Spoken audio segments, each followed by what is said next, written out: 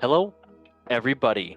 Welcome to the Golden Goal Show. Welcome to season Euro 2024. This ain't even a season. This is just the Euro 2024 episode where we talk about the arrows and exciting stuff all around that. So yes, I am very excited for this episode. And yeah, let's just I don't know. I'm just excited for this because it's been 2 weekends without football. I've been scratching, sniffing, touching the football, not anything else because naughty. And yes, I cannot wait to get into this tournament. It's gonna be great. It's gonna be great. I'm looking forward to it. And yeah, let me just first introduce our guest and co-host to the show on the show. First, let me introduce who's a fan of Athletic Madrid, and I do not know who is your favorite team for the Euros. Mr. Paulinho, hello. Netherlands. Netherlands, okay. How are you, mate? How are you? I'm good. How are you? Well, my body doesn't work anymore because I played so many games. How are you, host? Yeah, that's crazy. Same here. But yes, I'm doing decent. I am excited for the Euros, and not much else to say about that. So yes, excited. Okay, introducing our other guest, typical German guy, Wilhelm. How are you, mate? And he was a fan of Germany as well too, and Bayern München. Let's hope your Euro journey goes better than your favorite club's journey this year. So, how are you? I'm doing well. Just hoping that hoping things go well this time for the Mannschaft and that this isn't a repeat of the last two World Cups because it's been pretty disappointing over the last 8 years. So It is, yeah, it's very true and very sad as well too. So I understand that. Okay, well, everybody, before we talk about the Euros, we are going to go into our breaking news segment where we talk about the breaking news of football world and just say a couple words about it. Okay, we're gonna go into the first breaking news in three, a two, a one. Where's the button? There it is. So the first breaking news is indeed about is VAR being used at the Euro 2024? Adidas Matchball has same technology that denied Cristiano Ronaldo a World Cup goal. Of course, it has to have Cristiano Ronaldo in it. Surprise. Yes, video assistant referee technology, VAR, made its debut at the international tournament when it was introduced in the World Cup 2018. The implementation was deemed enough of a successful by football bigwigs, that's bigwigs, that's a good word, to be rolled across major European leagues in the years since Russia 2018, not whatever happened. However, the use of VAR has been the subject of numerous calls for change due to its contentious decisions happening on almost a weekly basis. So, question, is it being used at Euro 2024? Yes, it will be used, and the tournament in Germany. UEFA will employ the same semi-automated offside technology that's presented in Europe's competitions such as the Champions League and as well as the 2022 World Cup in Qatar. And yes, I mean, yeah, it's the technologies in the what's it called in the ball where they'll measure the offsides and stuff like that, which is okay. I'm okay with that. I'm honestly okay with that because you really can't mess that up. I mean, they've messed it up before, but you can't mess that up if it's a big tournament. And yes, the VAR. Besides that, I can't wait for longer games to last 2 hours, 3 hours long. So, sigh, big sigh. Okay. Yes, Mr. Paulinho, couple words on VAR and what you think about this tournament with VAR. I'd definitely rather have it with VAR than without VAR. Really? Um, Okay. Okay. it's like the errors you get without VAR are about 100 times worse. So I don't think there's any reason you'd not want to have it. I think it's always been a refereeing problem when there's been mistakes with VAR, Yeah, of and course. they're usually rightly punished and taken away, or they take away like important games, for example, as Hmm. punishment from them. So they have incentive not to mess up. So like to be unbiased and everything. Yep, that's true.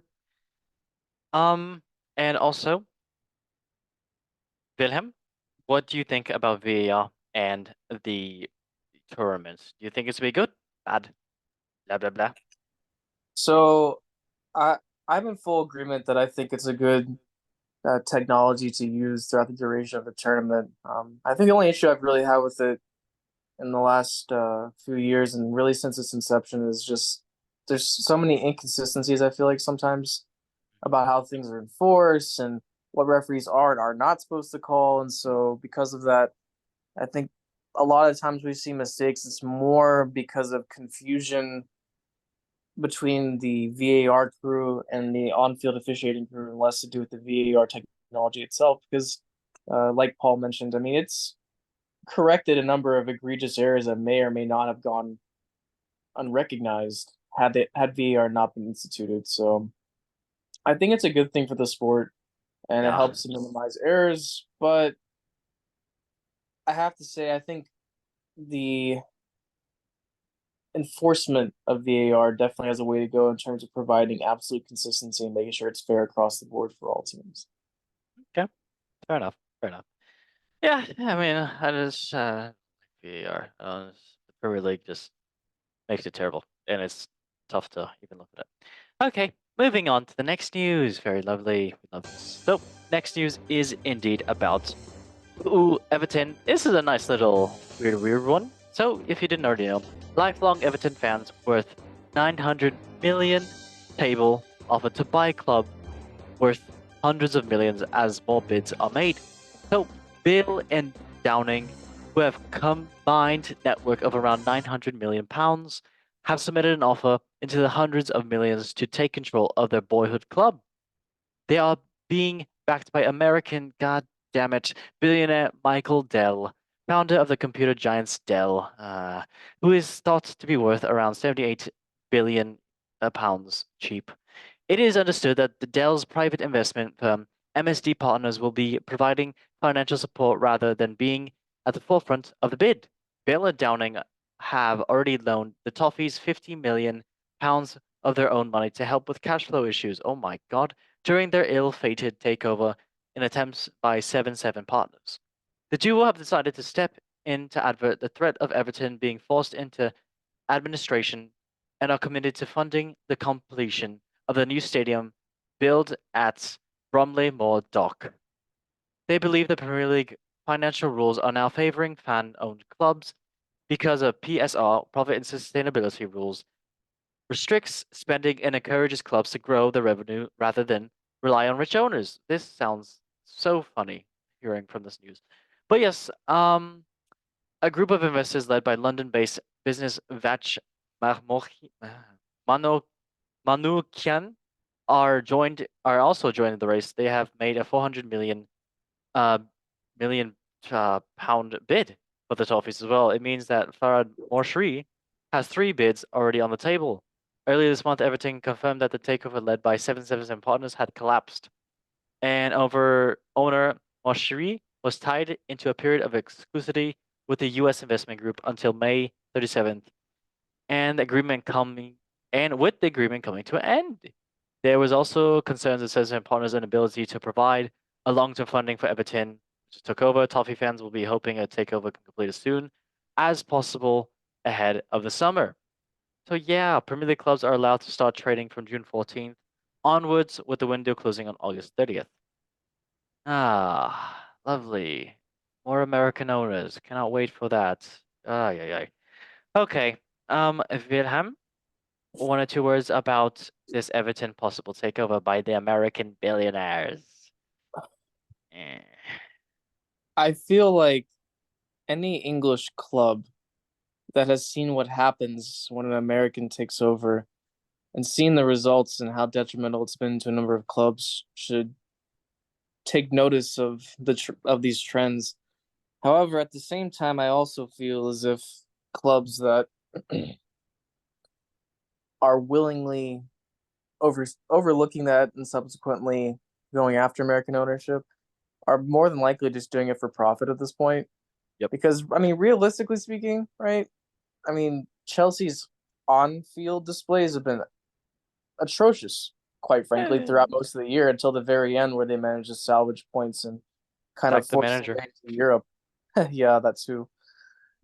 But if you look at the off the field profits, I mean, they're astronomical, right? I mean, you have the fan store at Stamford Bridge, which when I visited there last year was absolutely packed out, even on a non-match day. And on a match day, which is A Bayern fan right here, by the way. you dragged me there. That was on you. Yeah, it's true. I, But I yes, wore Bayern socks. It doesn't count. that was crazy. He would have Bayern in the Thames show. Yeah, okay, cool. Yes, but yeah, I fully agree. And Liverpool as well too. American ownership. That's what happened to them as well too. So Yeah, and I yeah. mean, look what happened to Liverpool this season. I mean, Klopp's now gone. They had a complete just end of season collapse, and a lot of players are starting to jump ship because Klopp has left. I mean, some are staying, but you can only guess for how long. So I think if there's a major difference between American ownership versus ownership by other people, it's that people outside the United States, when they buy a football club, tend to do so because, I mean, they want to make money first of all, of course, but they really do have some background in football, or they at least care about football to some extent, right? The reality is most American owners don't care about football. They care about profit, and that's all they want. I mean, the only exception you may make to that rule at this point would be Ryan Reynolds and Wrexham. Yeah, But because that's they about fell in it. love. So They fell in love with yeah, it. yeah. Well, Yeah. we'll see what happens, but I'm not particularly optimistic given past results. Yes. Very sad. Okay, Mr. Paulinho, you got 1 or 2 cents about American owners and football and this Everton Bring atrocity. back Everton. Um, I would say yes, bring back Everton. Okay. I want Everton to go down.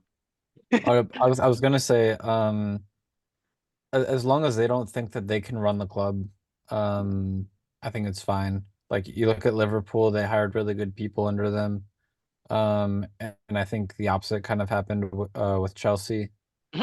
Um, I'm not exactly sure how the ownership structure works in Chelsea, and One how guy has like 50%, the other people have like the other 50%. Bully's like, I believe Bully is like maybe 25%, maybe less now because I know he released some funds. So okay. Yeah, and I know that for Liverpool, like under the like their management structure below their ownership is really good.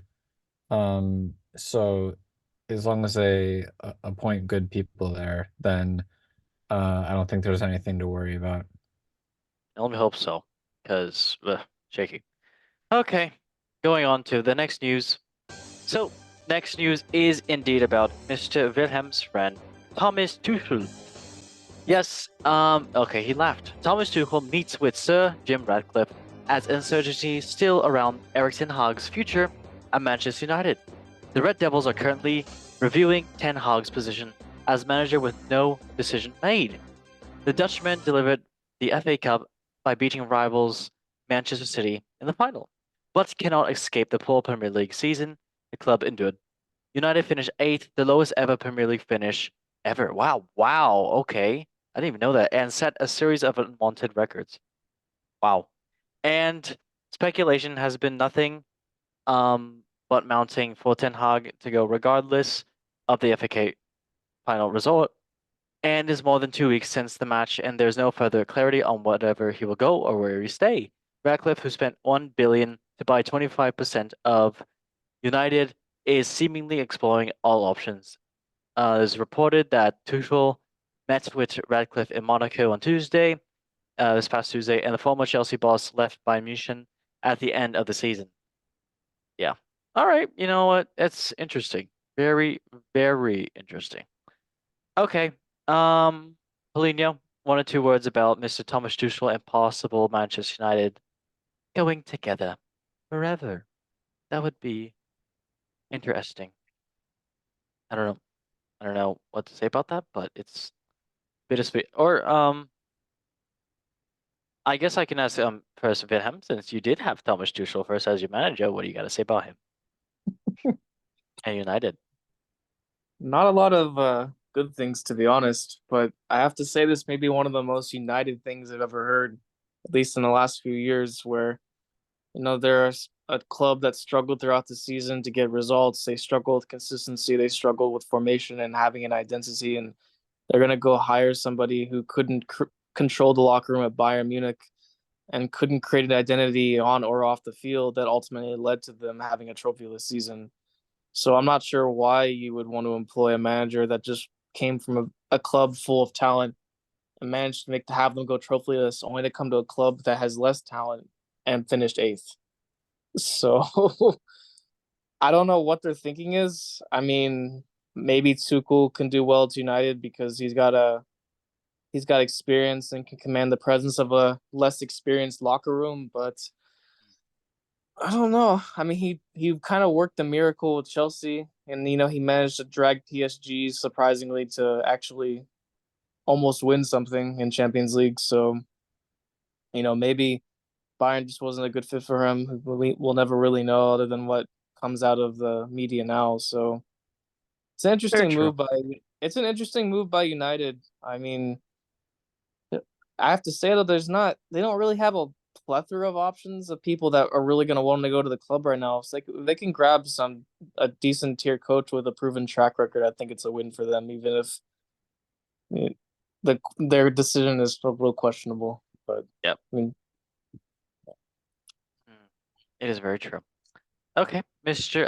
Paulinho, you got 1 or 2 words because Thomas Tuchel might join the Manchester United. It's interesting. I don't. Well, it's definitely weird that they're going. They keep on switching between project managers and win now managers, and I guess maybe the profile of the player.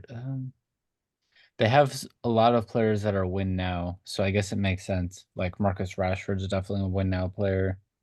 Um, Problem is it's kind of mixed in with like a bunch of young and upcoming players.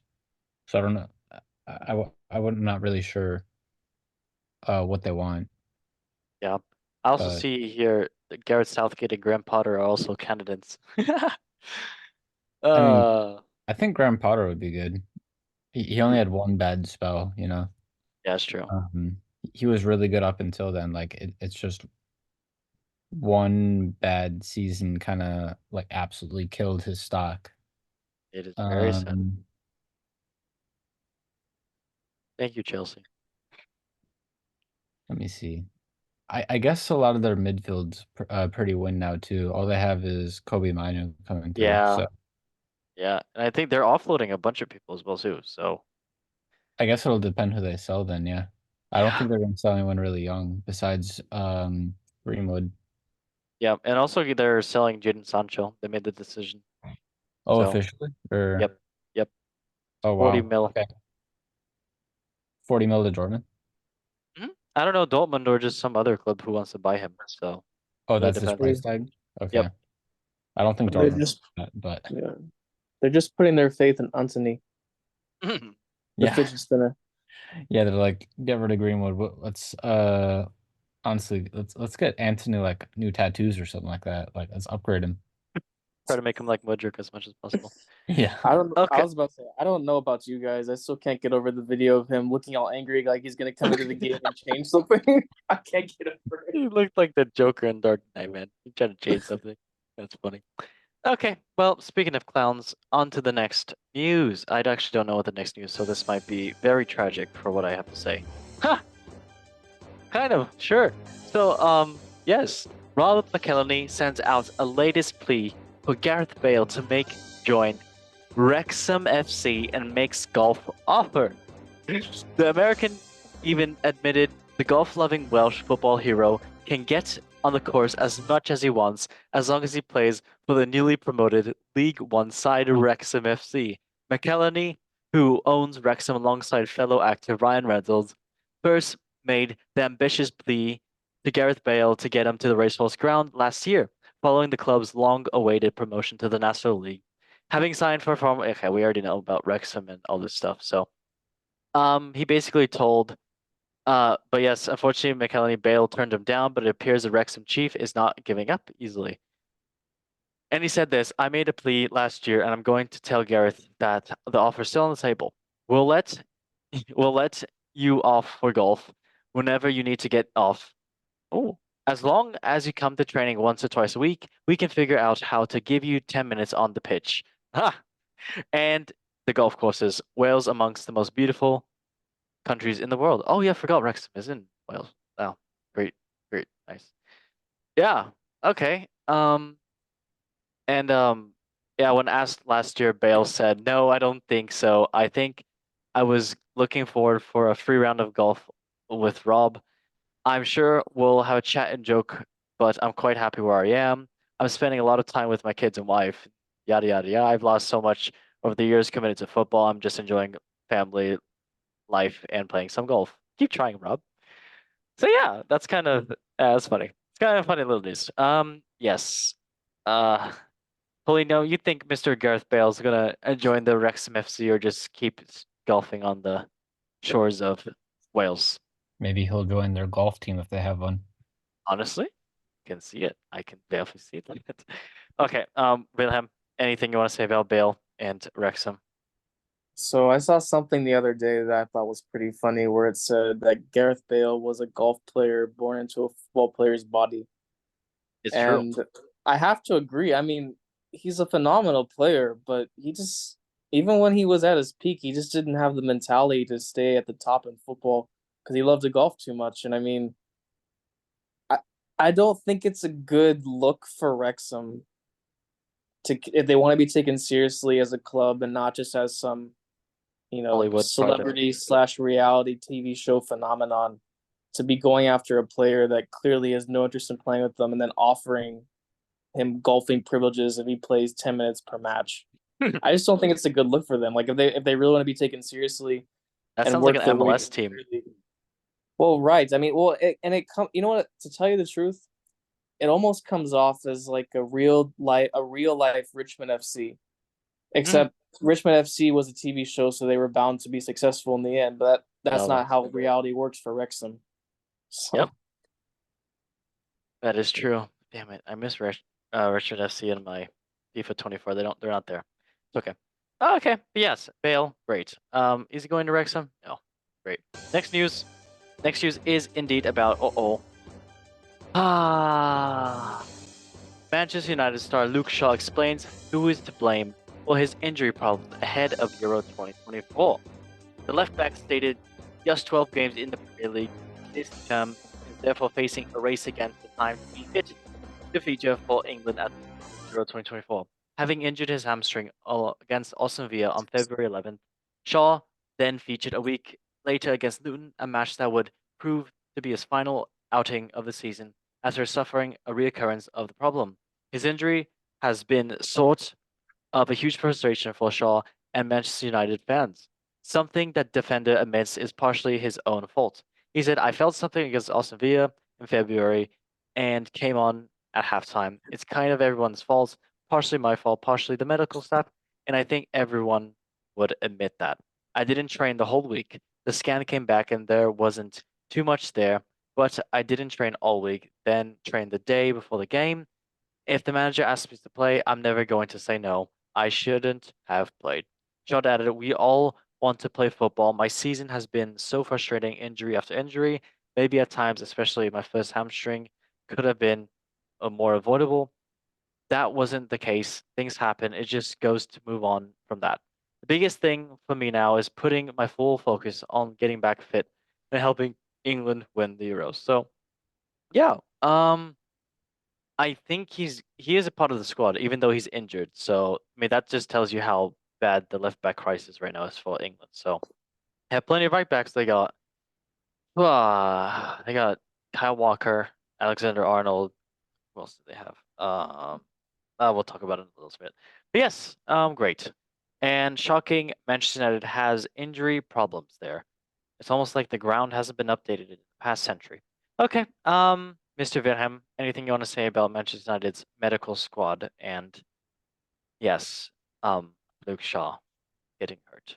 well, I guess the comments first in the medical squad. I'm not really that surprised. I mean, when Old Trafford is literally falling apart during every torrential downpour, which, as most people know, England is quite well known for, that says that every part of the club is probably falling apart at the seams. So for there to be some miscommunication or perhaps lack of qualification leading to a player further injuring himself, not too surprising.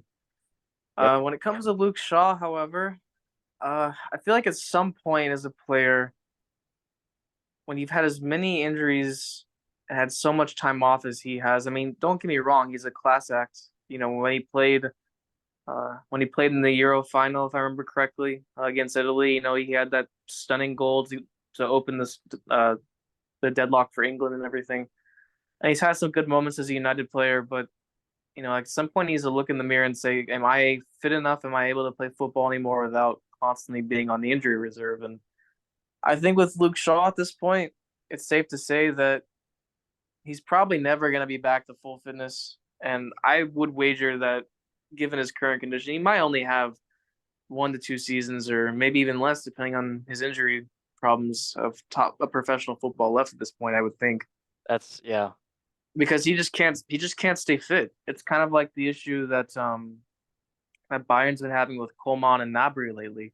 I mean, both fantastic players when they're in form and when they're doing well, but they just can't get off the injury reserve. And you know, to a club that's a money pit.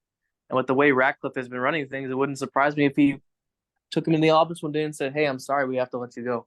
We need to open up more salary space to get players that are going to play." So Yeah. They need to change. They just need to change it. we'll see what Yes. happens. It's true. Paulinho, anything you want to say about the poor medical staff? I mean, partially to blame with, the whole schedule of the Premier League and all the cups going on in European competitions. So they're like playing 3 times a week now. So 3 times a week. So painful. But yes. Anything you want to say? Well, as an injury-prone player myself, he Ah. probably, maybe he should have taken it or come back a little bit slower. I'm not actually aware of like how his return from injury came about. If he like kind of eased it back in or threw himself back in, but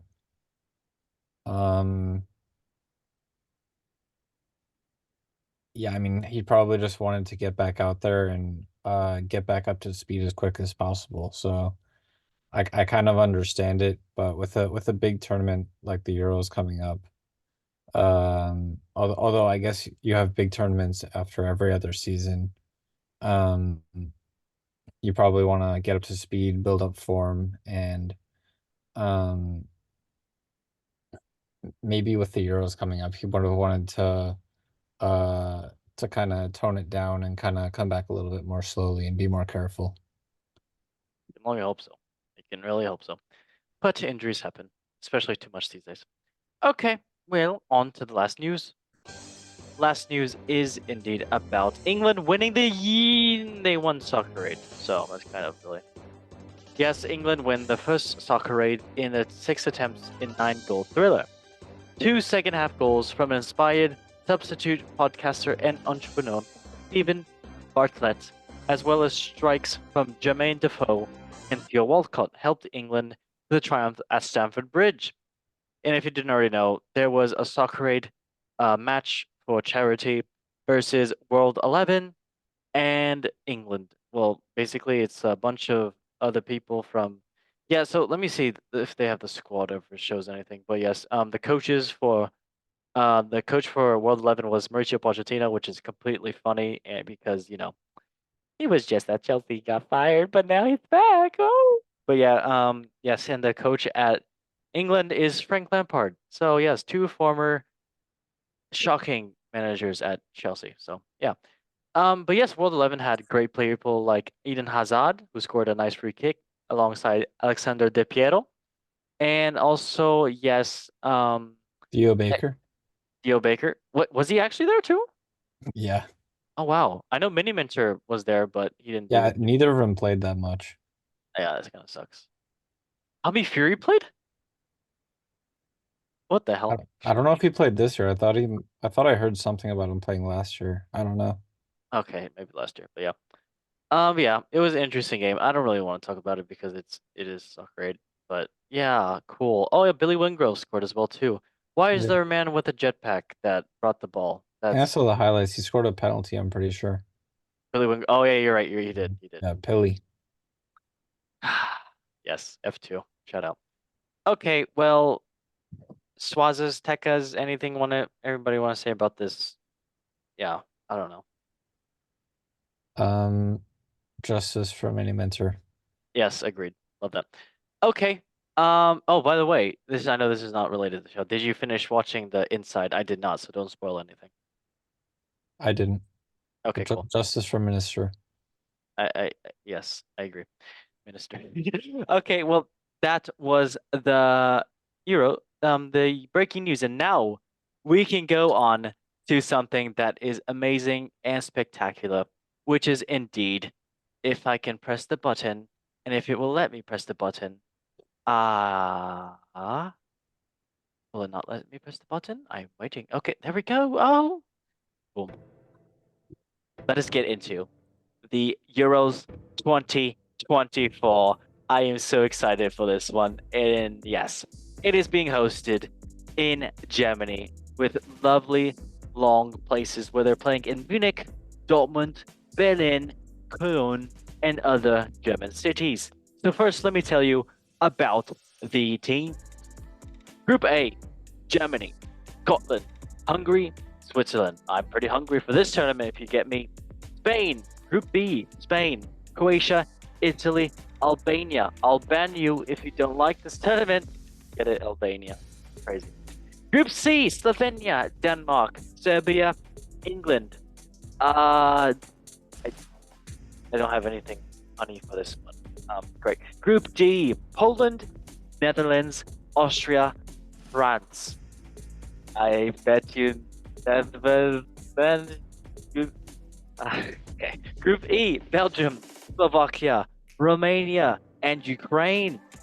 I bet you no.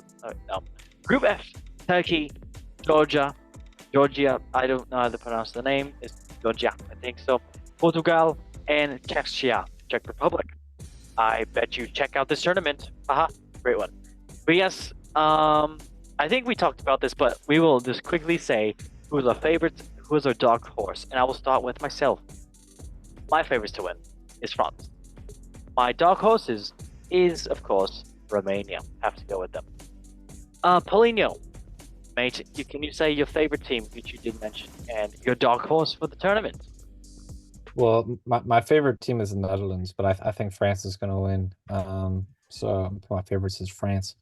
I'm gonna put Slovenia as my dark horse. Okay. Josip Ilicic is back. Oh, is he actually? Okay. Yeah, you got Nice. Ilicic, Sesko, and Oblak. Trio's gonna bring it back. They're okay. gonna bring it home. And I know where the home is. It's a beautiful place. I can tell you that it's a beautiful place. Not England. Yes. Okay. And Mr. Wilhelm, who is your favorite and who is your dark horse for this tournament? To tell you the truth, I feel like if the team that's most capable of winning at the moments would have to be France, just because they're so deep in every position. I mean, I think there was someone the other day that said they went through 4 or 5 potential lineups for them with their current squad, and all those lineups could easily start any top 5 league in the world with no problems. Yep. So, which is unbelievable. I think for dark horse though, I feel like a lot of people every tournament always sleep on Italy. Italy? It's just a fact of life, because I feel like any tournament that Italy's played in recently, they come in with not a particularly young squad, but an experienced squad that doesn't look great on paper. They're not particularly physical or quick or anything like that, but somehow they just turn on a different level in the Euros. For whatever reason, they don't seem to do well anymore with World Cup qualification and World Cup if they get in. But for whatever reason in the Euros, they're just a different animal.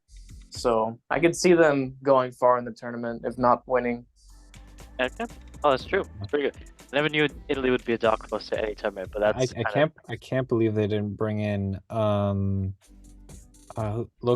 though. They got rid of him for the squad. Really? I mean, he hasn't been that good at Juventus this season, but every time he plays for Italy, he is one of the best players on the field. So fair.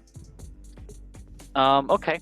Yes. Well, now let us get into the actual squad. So Group A, it is Germany, Scotland, Hungary, and Switzerland. So I can just quickly talk about the Germany squad right now.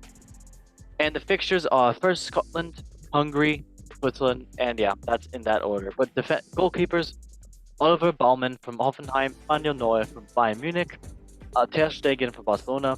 Defenders, Waldemar Anton from Stuttgart, Benjamin Heinrich from Leipzig, Joshua Kimmich, why is he a defender? From Bayern Munich, Robin Koch from Eintracht Frankfurt, Maximilian Mittelstadt from Stuttgart, David Rum from Leipzig, Anton Rudiger from Real Madrid, Nico Schlotterbeck from Dortmund, and Jonathan Tah from Bayern Leverkusen.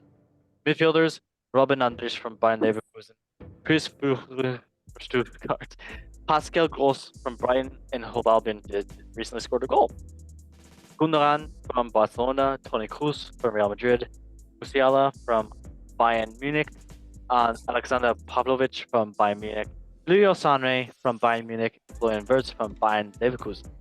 Forwards, Maximilian Beer from Hoffenheim, Niklas Füllkrug from Dortmund, Kai Havertz from Arsenal, Thomas Müller from Bayern Munich, and Dennis Undav from Stuttgart. I will guess ask the German in here what you got to say about this squad. Well, I think the biggest thing I have to say about this squad is although there's definitely some talent there, and although Germany has a pretty good track record when they have a predominantly Bundesliga-based team in international tournaments, at the same time, the biggest thing they lack right now is consistency and strength in the back four in terms of being able to keep opponents out. And they really, other than Kroos and Gundogan, they really lack a lot of creativity in the midfield and up front. Because the reality is that Havertz is kind of hot and cold most games, and then Füllkrug he's a good number 9.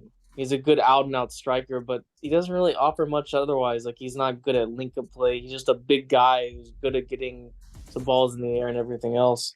Yep. So I don't know. I mean, I don't also really see what I consider to be a true natural leader at this point, like a long-term leader. Not just like, because Kroos has a lot of experience, but he's obviously supposedly retiring after this tournament. And Gundogan is, I mean, he doesn't really have what I consider to be captaincy traits. He's just not, he's too quiet to be a natural leader. And I'm still kind of shocked that Hummels and Müller were kind of left out of this tournament. But oh, what? No, Müller is here. Is he? Yeah, I definitely said Müller, didn't I? Yeah, Muller's there. Yeah. Is he? Yeah. Oh, man. I thought he was on the list that got kicked, but still, like. Yeah, he's there. Oh god. I mean, for instance, I'll use Rudiger as an example. I mean, he's a good player for Madrid, but for Germany, he's just soft. He's he goofs around too much. He's not focused. Oh. And that creates a problem. And also, to tell you the truth, for Madrid, he also gets bailed out a lot by, Militao or Tchouaméni in front of him. So, but yeah, hopefully they can do something well in this tournament. I mean, I would like to at least see them make it to the quarters or semis or something, just to give the German people some hope for 2026. Because right now, not a lot of fans of Die Mannschaft are hopeful. It's very true. Paulinho, got anything you want to say about the Deutsch team? I'm pretty excited for them. Like, I think they have a lot of really important players that came through this year, like Andrich for the midfield. That's pretty huge. So now they have Kimmich at right back, and that was one of their biggest weaknesses. And I think he's going to be a big leader for the team in terms of captaincy traits. And I think Kroos is kind of going to be Kroos, I think, leads in a different way, where like he's like a guy that doesn't show any fear or anything like that. And then you have Kimmich kind of bringing like the intensity and kind of commanding the team. So I think those two go together really well. I think is Andrich he's not captain for Leverkusen, is he? No. No. I think so. I doubt it. I don't think he is. No. But he's a very fiery player. They have Ta and I think they have Schlotterbeck, right? Schlotterbeck's there. Wait. Yes, they do have Nico Schlotterbeck. Yeah, I mean, I guess if the backline hasn't come together, they obviously need to put it together soon. I feel like they have the players for it. Like I watched the last friendly, I think it was Germany against Netherlands. Like Middlestat looked really, really good on the left side. Like he really surprised me because left back was the area I was a little worried about for them. But I've seen Middlestat play a few times this season outside of that too, and he's looked really solid. So I'm not too worried about them. What I'd be worried about is kind of the three behind the striker because I think they're probably going to put Füllkrug up top. And if they put Havertz up top, I think it's not too different. Maybe you get different profiles, but I don't think it makes a huge difference in terms of overall quality. But like Musiala, Verts, and Gundogan are all kind of inside creators when they play. Like they like to play inside the lines. Whereas like I think when you bring in someone like Chris Furyk, that's when you get like real wing play on the left, especially, or Leroy Sané. So I think that's going to be really interesting how they use them. But like maybe they get rid of Gundogan, or maybe they move him back. And they move Verts into the middle and put Furyk on the right, or do the opposite and move Musiala into the middle and then put Sané on the left. But I think that's like the real way that they're gonna get pace into this team, because that's one of the main things they lack in the forward area right now. Yeah, that's very true. I'm just excited to see Musiala and some of the new, because I think they are better than definitely last year or the past couple years. I'd say past couple tournaments. So I mean, I don't know. As somebody who watched Musiala all season, he had moments of greatness, but then there was also plenty of times he needlessly gave the ball away or just was completely non-existent in the game. So, but you never know. He could link up with some of the teammates over here and be good. But then again, we friendlies and well, it's the same thing with Sané too. I mean, Sané's quick, but that's about it. I mean, his quick to the finishing, ball. once he desired, and his decision-making abilities are not always the best either. And the thing about Germany is German football is all about being a cohesive unit, and that's one thing I feel like is really missing right now. Is it's not a cohesive unit; it's a bunch of guys just kind of thrown together that play very differently from each other. They Yeah, don't and have that's one what- common goal. And that's one of the things I think with like I think this last season had so many players emerge, especially from like the Leverkusen side, that it kind of brings like a bunch of new players into the spotlight. You have players fighting for their positions, and they're kind of testing around the squad very close to Euros time. So I think maybe the squad won't mesh in time for the Euros. That's the one of the worries I'd have with them. Can only hope so. Okay, well, enough talking about Germany. We can go now to the next team, which is indeed Scotland. With the players, they're playing Germany first, Switzerland second, then Hungary. Goalkeeper Xander Clark from Hearts, Angus Gunn from Norwich City, Liam Kelly from Motherwell.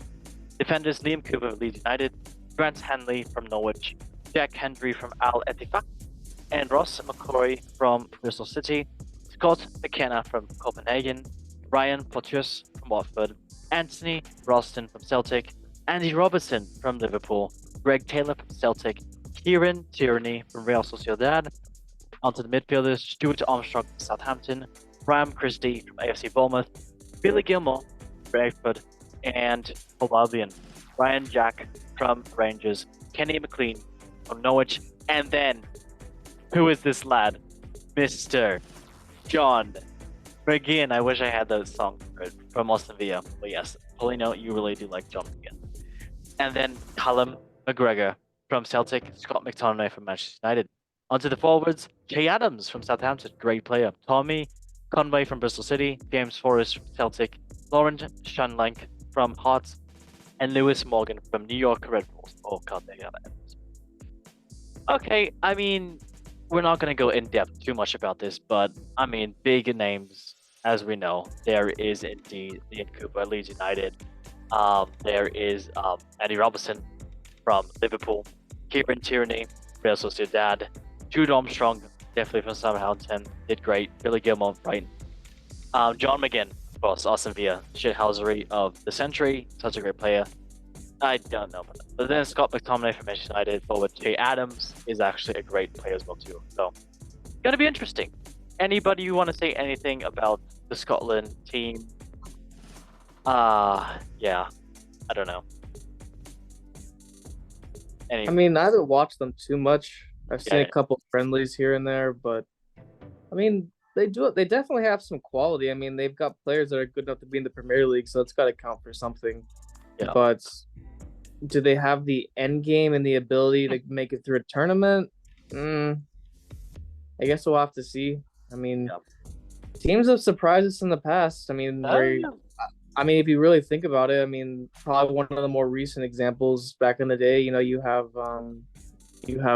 Greece and Turkey. No one ever expected them to do as well as they did in the tournaments in the past, and somehow they managed to make something of it. So we'll see. I mean, I think what any football fan can hope for, regardless of who they support in that tournament, is that every team brings their best quality and that it's a good, entertainment filled tournament and not just blowouts from day one. So Very true.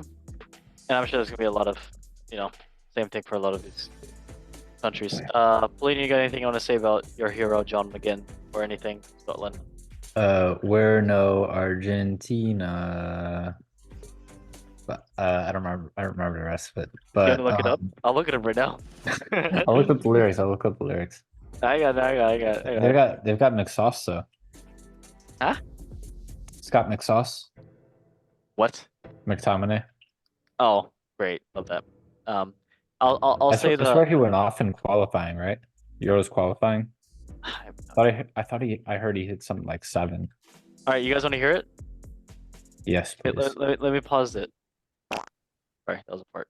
We've got John McGinn and Rumble on the wing.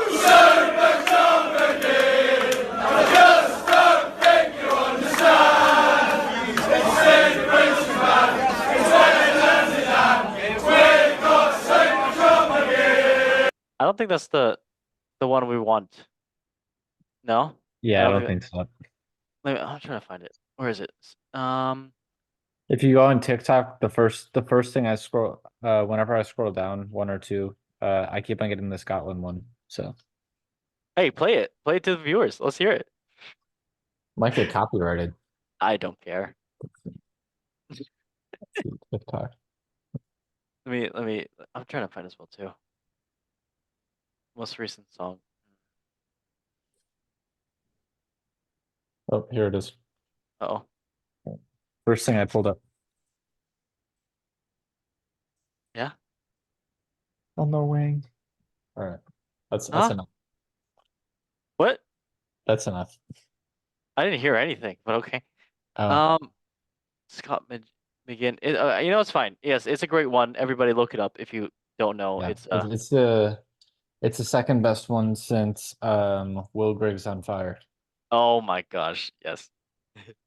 Okay. Forget Song Alright. of the Year. That's Song of the Summer. It very very much is. Okay, well now going on to the next team, which is indeed Hungary. With Switzerland, or if Migorozic is how you say it in Hungarian. Switzerland's the first game, Germany, Scotland. Yeah. Goalkeepers: Denis Dibuz from Ferencváros in Hungary, Peter Gulacsi for Leipzig, Peter Zapanos in Paxi.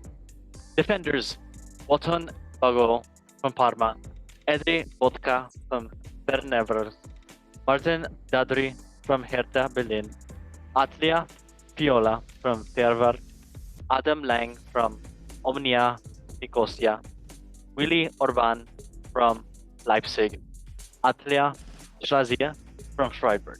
Midfielders: Bedguz Ola from Servet, Mahali Kata from MKT Budapest, Dilo Keterk from Bournemouth, Marcelo Kleinhester from Hajduk Split in Croatia, Adam Nagy from Spezia, Splot Nagy from Puskas Academia, Doit Nigo from Le Havre.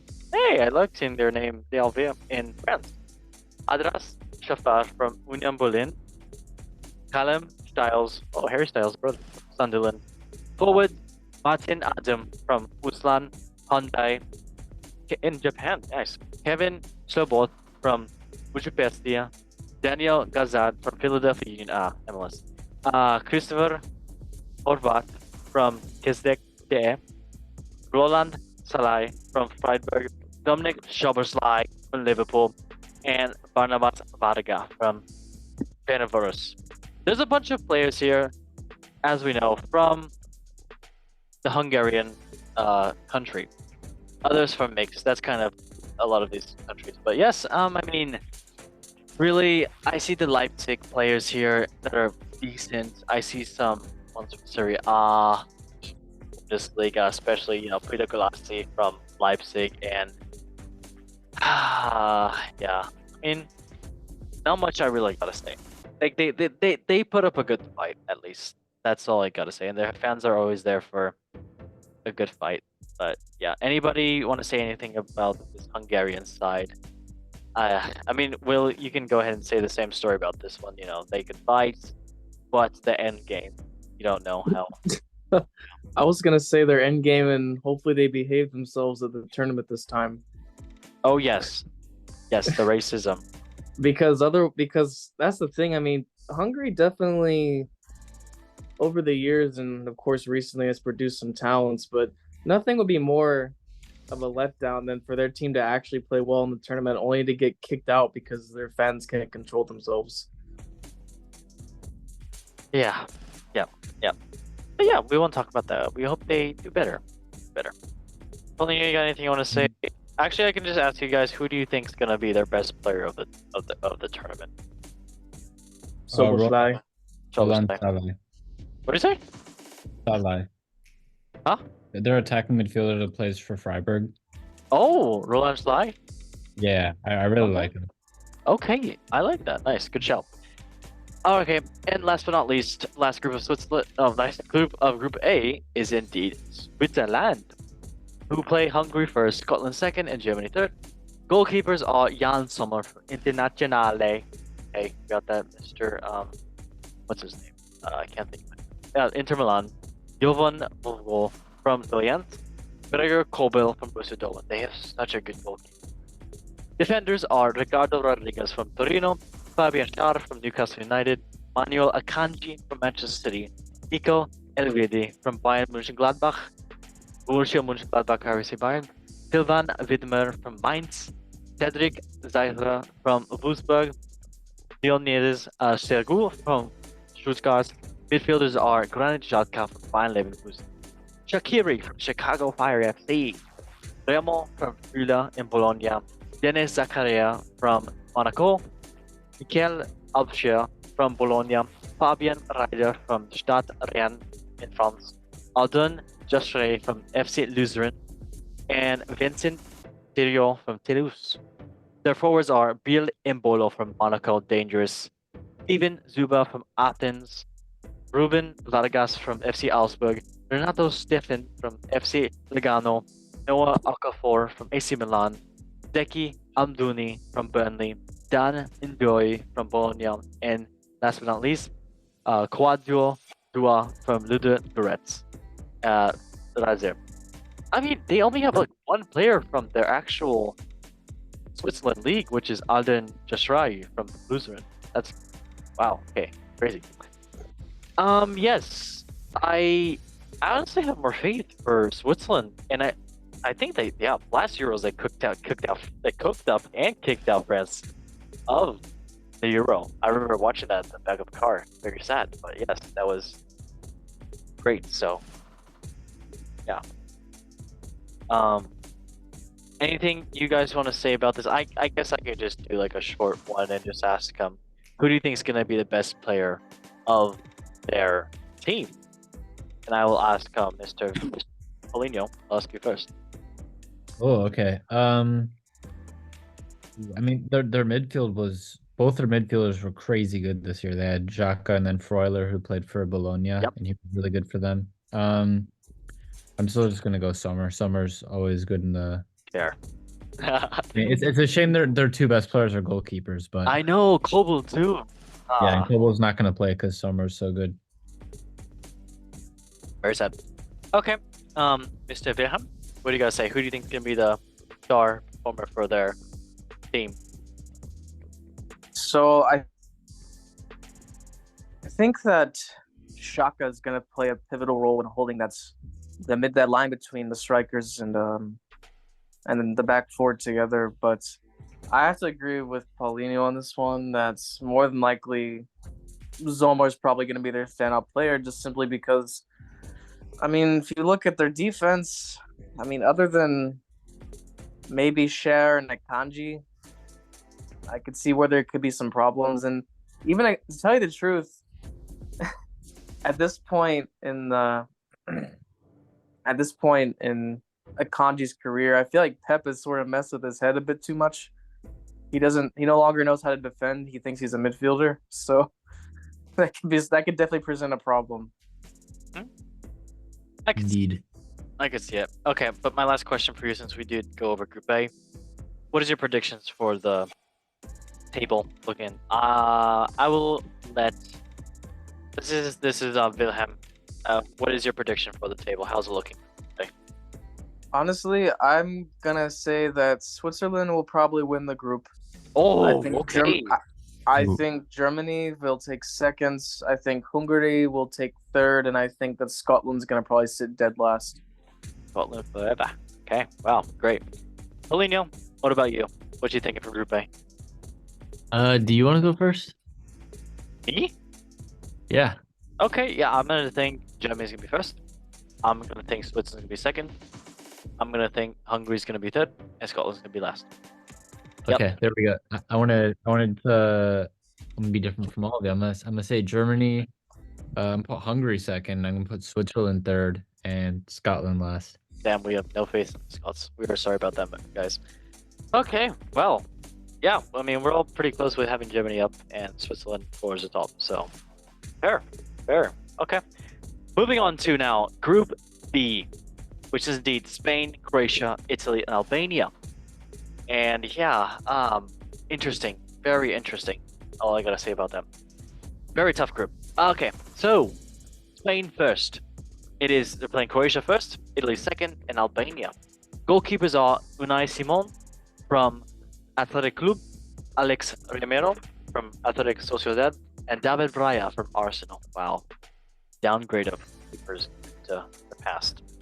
Defenders: Dani Carvajal from Real Madrid, Jesus Navas from Sevilla, Alain Laporte from Al Nassr, Nacho, not nachos like you eat, Nacho from Real Madrid, Robin Le Normand from Real Sociedad, Dani Ilvian from Athletic Club, Alejandro Grimaldo from Bayern Leverkusen, Marc Cucurella from Chelsea after his lovely touch today. I saw that was amazing. Midfielders: Rodri from Manchester City, Martin Zubimendi from Real Sociedad, Fabian Ruiz from Paris Saint-Germain, Kel Merino from Real Sociedad, Pedri from Barcelona, Alex Boana from Villarreal, and Fermin Lopez from Barcelona. The forwards: Alvaro Morata, Atletico Madrid, Josuelu from Real Madrid. Oh wow, he got called up there. Great. Dani Olmo from RB Leipzig, Nico Williams of Athletic Club, Mikel Oriz. Oh, I always forget how to say this guy's name. Oyarzabal. Oriazabal for Real Sociedad. Josi Perez from Real Betis, Ferran Torres from Barcelona, and Lamine Yamal from Barcelona. Wow. Okay. Same question. Paulinho, you do watch La Liga in and out so much. I'm hungry and I'm burger. But yes, who do you think is going to be the star stutter for Spain? Oh, let me see. I mean, there's a lot of hype around Miko Marino right now. Because he's linked to Barca. And he's been probably like a top 3 midfielder in La Liga for like the last 3-4 years. Okay. At least top 5. And then I'll put Nico Williams though. Yes. Okay. Nice. Yeah, I like to hear that. Is his brother not? Oh no, his brother plays for Ghana. what? Ghana. Yeah. Yeah. Wow. Damn. Crazy. Okay. Wilhelm, what is your star-studded performance for Spain? I have to say, it's a difficult one this time around, especially because of the injuries they have had to some of the major players that they normally would have in midfield and everything. So,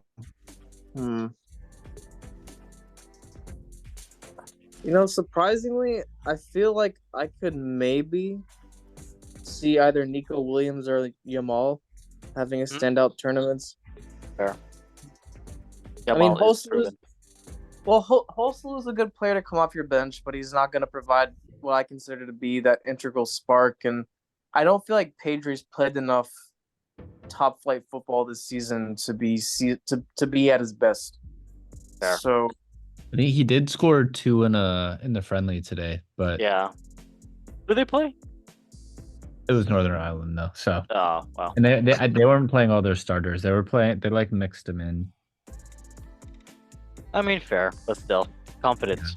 Confidence. Yeah, I mean, Pedri I feel like- might not even start. So But yeah, I feel like over the past few years, especially Nico Williams has been a pretty consistent performer in La Liga. So I think if they give him a chance and you were to have him and Yamal on together and combining down the wings, that would be pretty scary because both of them are particularly pacey. So I agree. Okay. Yeah, I mean, only thing I gotta say is Rodri. I'm excited to see what he has to do, but it is the Spain side. This is like seeing the goalkeepers first. When we used to have Casillas and what's the other goalkeeper? Valdez as well too, but De Gea. Well, I mean, okay. You know what? Yeah, De Gea, I can agree. Give him some respect. You're right, but yeah. I mean, Okay. I think Yeah, go ahead. who won? I think Unai Simon might have won La Liga goalkeeper of the season though. Did he actually? Wow. Okay. Let me make sure. Yeah, go on. I'll just confirm it. Yeah, but like I said, yeah, Spain. I mean, they're always known to be dangerous in tournaments, and I would not be surprised if they did go on to get out of the group. But we will see as we see and see. So, did he win goalkeeper of the year or? Yeah, 1 sec. Okay, no problem. But yes, we can now go on to the next country, which is indeed Croatia, who play first Spain, second Albania, and third Italy. And the goalkeepers are Dominik Livakovic, of course, from Fenerbahce, who is such a great player, Ivacia Ivosic from Pafos, and Nijoko Laboric from Reja. Defenders are Domingo Vida from AK Athens, Josip Juranovic from Union Berlin, Josko Garviol from Manchester City, Borna Sasso from Ajax, Josip Stanisic from Bayern Leverkusen, Josip Satolo from Ajax, Martin Erlich from Sassuolo, and Marlin Pogracic from Les. Midfielders are Luka Modric from Real Madrid, Mateo Kovacic from Manchester City, Marcelo Brozovic from Al Nassr, and Mario Pasalic from Atalanta, Niko Vlasic from Torino, Lovro Magia from Wolfsburg, Luka Ivanusik from Feyenoord, Luka Sasic from Salzburg, Martin Bartorina from Dinamo Zagreb. The forwards are Ivan Parzic from Arjun Split, Aldrej Kramaric from Hoffenheim, Bruno Petkovic from Dinamo Zagreb, Mirko Pijak from Rijeka, Ante Budimir from Arsuna, and Marlo Pasalic from Rijeka. Interesting. I mean, same question to everyone. And Wilhelm, I'll ask you first. Who do you think is going to be the star setter for Croatia?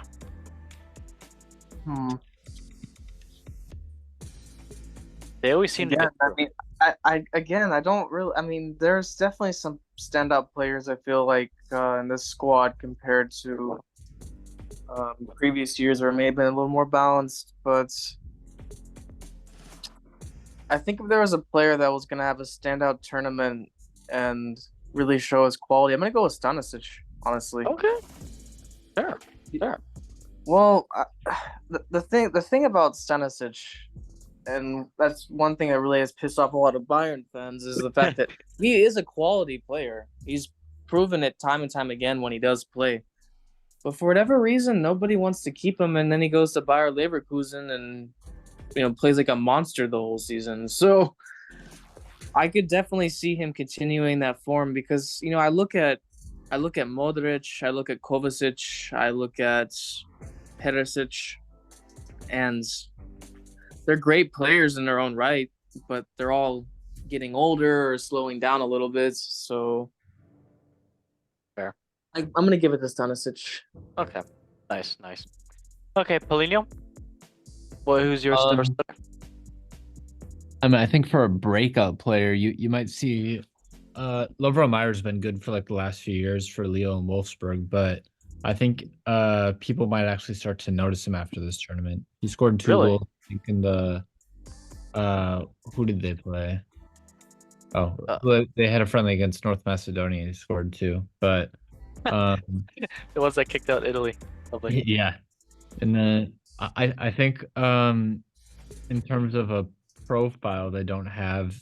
I think Budimir as like a pure striker instead of Kramaric. I think they'll play Kramaric as like a second striker or something, or Yeah. a winger or something. I think both of them are fine. Okay.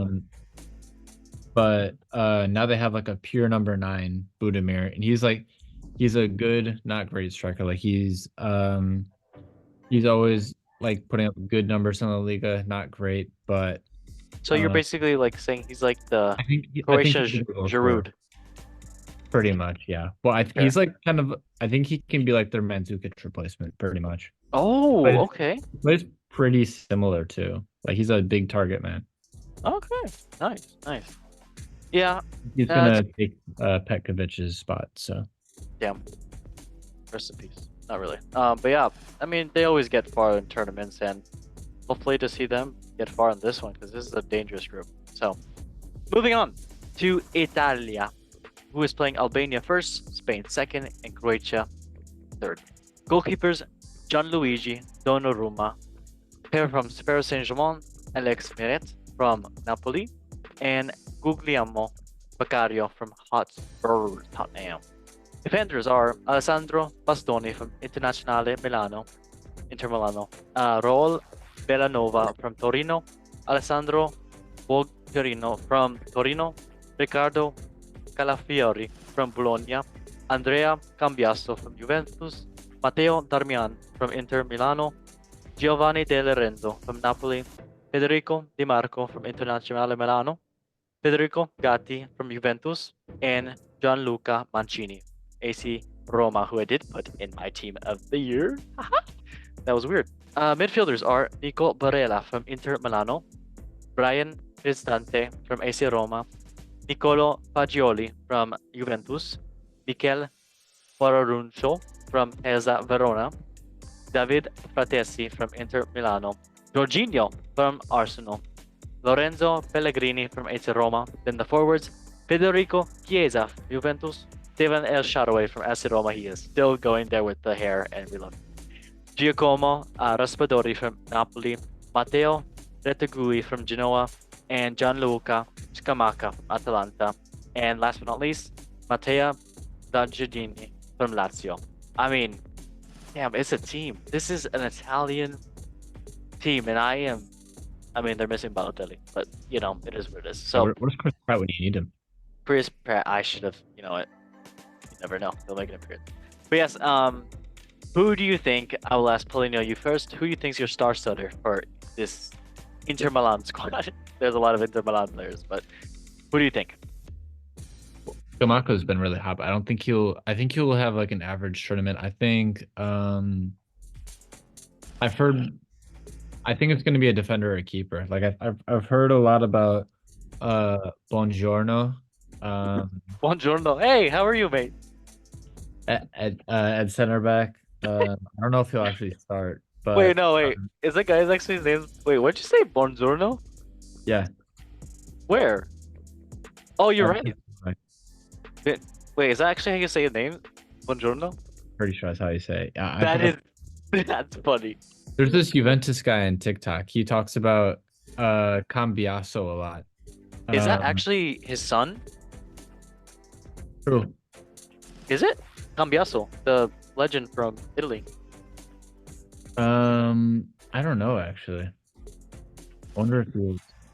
That'd be interesting to know. But I've heard a lot of hype about him. But Donnarumma's had a really, really good year at PSG, and Shock. well, people like to say people like to hate on him because hating on PSG is cool, I guess. But I mean, there's plenty of reasons not to like him. But he's been crazy good this year. And I think he won player of the tournament last time. So Yeah. I think he's gonna have another standout one. Okay, fair enough. He's a big boy. Okay, Mr. Wilhelm, who do you think is your star stutter for this I was supposed to say Inter Milan, for this Italia one? Huh. I could see it being a toss-up between Chiesa and Scamacca. Yeah, okay, fair. Scamacca is, Because Scamacca this season was just on a whole different planet, particularly in the Europa League for whatever reason. So there's Yeah. it wouldn't surprise me if he managed to find that form and continue with the quality he's had this whole season. So I don't Yeah. know why he's marketed I would- for. Yeah, go ahead, sorry. no, I could definitely say between Scamacca and Chiesa. Okay, yeah, fair enough. And yeah, Scamacca, why is he listed as forwards? What did he play for Atalanta this season? I thought he was mid. He's a striker. No, he was a striker the whole time. Yeah, he's always been he was a Sassuolo before as a striker too, I think. Okay, damn. I don't know. Is he one that drops back a lot? Not necessarily, no. Kind of. He Yeah. might be with someone else. No, probably. Okay, well, yes. Very cool. Italia, definitely gonna be interesting. Moving on to another country, which is indeed Albania, who play Italia first, Croatia second, and Spain next to the third. Goalkeepers are Edrit Barisha from Empoli, Thomas Rakosha from Brentford, Elian Castalci from Cittadella. Defenders are Elgin Islav from Lazio, Berat Dimestri from Atalanta, Adrian Ismalji from Empoli, Alin Argeti from Cluj Opaka, and Barash Kumbala from Sassuolo, Eni Mahaj FC Famalicão, Nassar Aldeshi from Volontieri. Yeah, they have a lot of Romanian teams here. Ivan Valeo from Leo Vracano, Mario Mataj from Lokomotiv Moscow. In the midfielders, Amir Abrashi from Grasshoppers, Yelbir Ramadani from Nes, Klaus Vishluga from Darmstadt, Kazim Lashi from Sparta Praga, Nedim Barjami from Sassuolo, Kadrajan Aslani from Internazionale Milano, Ejnesh Maki from Biscates, Midon Bersha from Nes in the forwards, Ray Minaj from Sivasspor in Turkey, Armando Broja from Fulham and Chelsea, Tuland Deferi from Bernesh, Yasser Asani from Gwangju FC, and Miland Daku from Ruben Kazan, and last but not least, Albert Osha from Dinamo Zagreb. I apologize if I butchered a lot of these, but it is what it is. Okay, Wilhelm, any of your star setters from this Albania squad? I hate to be that person, but the only person I know is Broha. So I'm probably just gonna end up choosing Broha. Because I mean, I don't really know anyone else well enough on this team to have an opinion. Not to mention that I don't know. I feel like he's definitely the highest quality player they have by a pretty fair margin. So it wouldn't surprise me if he had a good tournament for them. But they did get here for a reason. That's why they're here. So hey, you never know. It could. Hey, You never know. never know. What about you, Mr. Paulinho? Well, Strakosha doesn't even play for Brentford, but he's playing in goal. It looks like for them. But I remember when he was at Lazio, he was amazing. Yeah. Real shame what's happened to him since. I don't know. I mean, Gym City's probably going to be pretty good. I assume. Kaidi, I know Katie Barry or Kaidi Barry or however you pronounce it. He came out of Atletico Madrid's youth system. Okay. He plays for Espanyol right now. He's a decent midfielder. I don't know if you're in the starting spot, but I'm gonna say it's gonna be a defender or DM or something. But I think it's gonna be Asllani or Strakosha. Okay. Given how much they're gonna be defending, I'm gonna say Asllani. Okay. Fair Because enough. Strakosha hasn't. He's played like 2 games in the Prem, so. Okay, fair enough. All right, well, that is indeed Group B, and let us move on to now Group C with Slovenia, Denmark, Serbia, and England. So we can first talk about the Slovenia side. And yes, playing first Denmark, Serbia, then England. Goalkeepers are Jan Oblak for Atletico Madrid, Ed Bilek from Apol Nicosia, Igor Vekic from Liège. And the defenders are Peter Stojanek from Sampdoria, Jaka Vijol, Udinese, Iha Blažić from Lech Poznan, Juro Balkovic from Alenspor in Turkey, why did I say Turkey in an Italian accent? I love that. Dan Karnicic from Celje, David Brecolo from Orlando City FC MLS, Eric Janza from Gornik Zabrze, and Vanja Durzic from Sochi. Dead midfielders are Timi Max Ezlik from Olimpia Ljubljana, Jazim Kurtik from Stazvol, Benjamin Verbic from Olympiacos, Sandy Dovrich from Udinese, Adem Ginza Serin from another Olympiacos, Jean Gorik Stankovic from Student Graz in Switzerland, Timi Max Ernik from Olympic. Oh god. Ljubljana. Sure. Tommy Horvat from Sturm Graz. Adrian Zeljokov from Spartan Trevena. Nino Zugnesh from Bodo Glimt. Oh, in Belgium. And the forwards are Josip Ilic from Maribor, Andrej Sponor from Panathinaikos, Benjamin Sesko from RB Leipzig, Zan Zela from Lugano, Jan Maklar from Pisa, and Zan Ditkonik from Bordeaux. Oh, Paulinho, what is and who is your star setter for Slovenia? I mean, I hope it's Ilicic, but I think it's going to be Oblak. They're going to be defending in basically all these games the whole time, but I think Oblak's gonna pull him out. Yeah, he's gonna do a lot of saving. A lot of saving. Also, we didn't do the orders for the Group B. Oh shoot! My bad. Okay, well, I'll do right after. Okay, Wilhelm, who is your We star? can do all of them after. You sure? We can just do all of them after we're done going through the squads. Okay, fair. Okay, yeah. Wilhelm, who is your star starter for this Slovenia team? I have to say, based on the squad that I'm currently looking at here, I have to say it's probably gonna end up being Oblak, just because I mean, other than Ilicic, I don't really see a lot of names that really sparked my interest in the squad. But again, it's a knockout tournament, so you never know. So That's really, fair. anything can happen. What do you Um, think? Me? Yes. I can say Ilicic as well too, honestly. I mean, Benjamin Zesko from RB Leipzig. I know a lot of teams are hounding on to sign him right now, so could be him as well too if he does actually get the ball. But some of these defenses are tough, especially Serbia and England, Denmark. Yeah, it's could be tough, but it is what it is. All right, on to the next club, which is Denmark. We're playing Slovenia first, England second, and Serbia third. Goalkeepers are Kasper Schmeichel from Anderlecht, Frederik Ronau from Union Berlin, Mads Hermansen from Leicester City. Oh.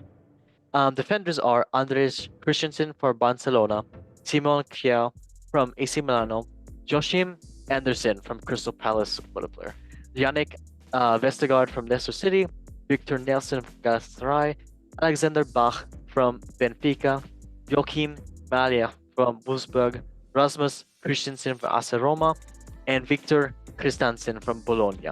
Midfielders are Christian Eriksen from Manchester United, Thomas Delaney from Anderlecht, was at Dortmund before, Martin Hejmund from Sporting CP in Portugal, Pierre-Emil Hosberg from Tottenham Hotspur, Christian Nørgaard from Brentford, Matthias Jensen from Brentford, Mikael Damsgaard from Brentford, the three Brentford lads there, and Jakob Brun Larsen from Burnley, Andreas Skov Olsen from Club Brugge in Belgium.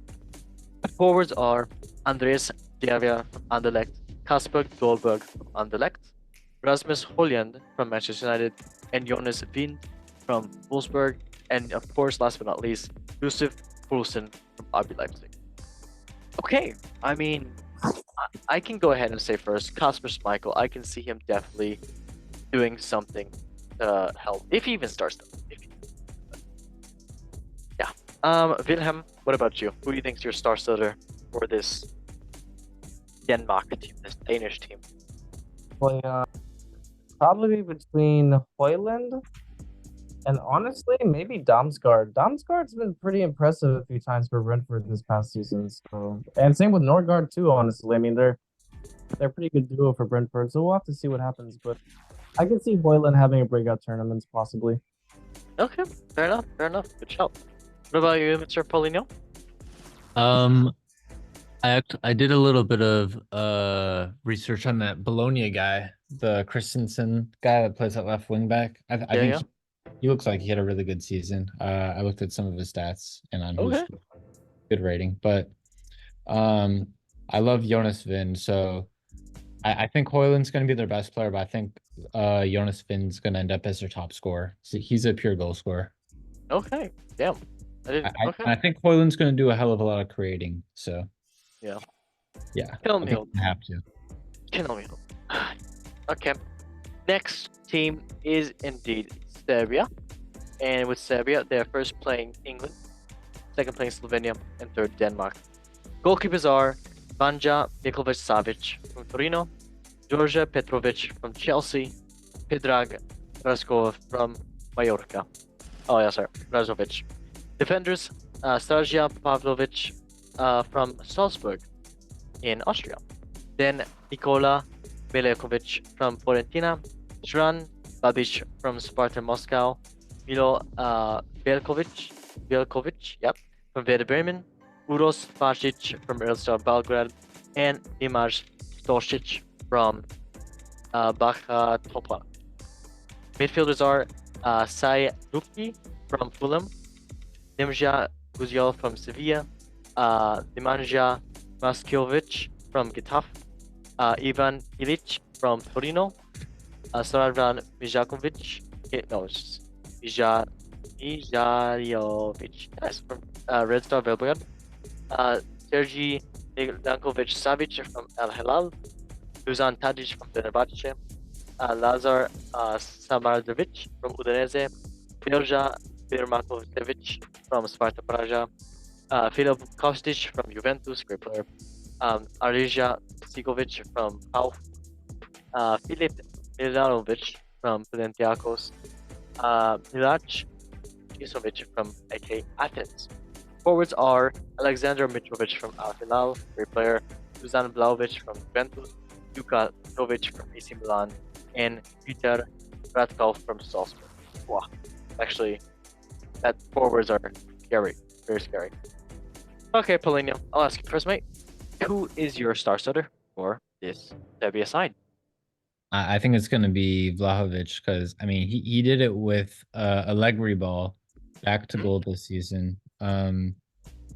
Basically he had so little support and he basically had the service he had last season, but actually scored this season.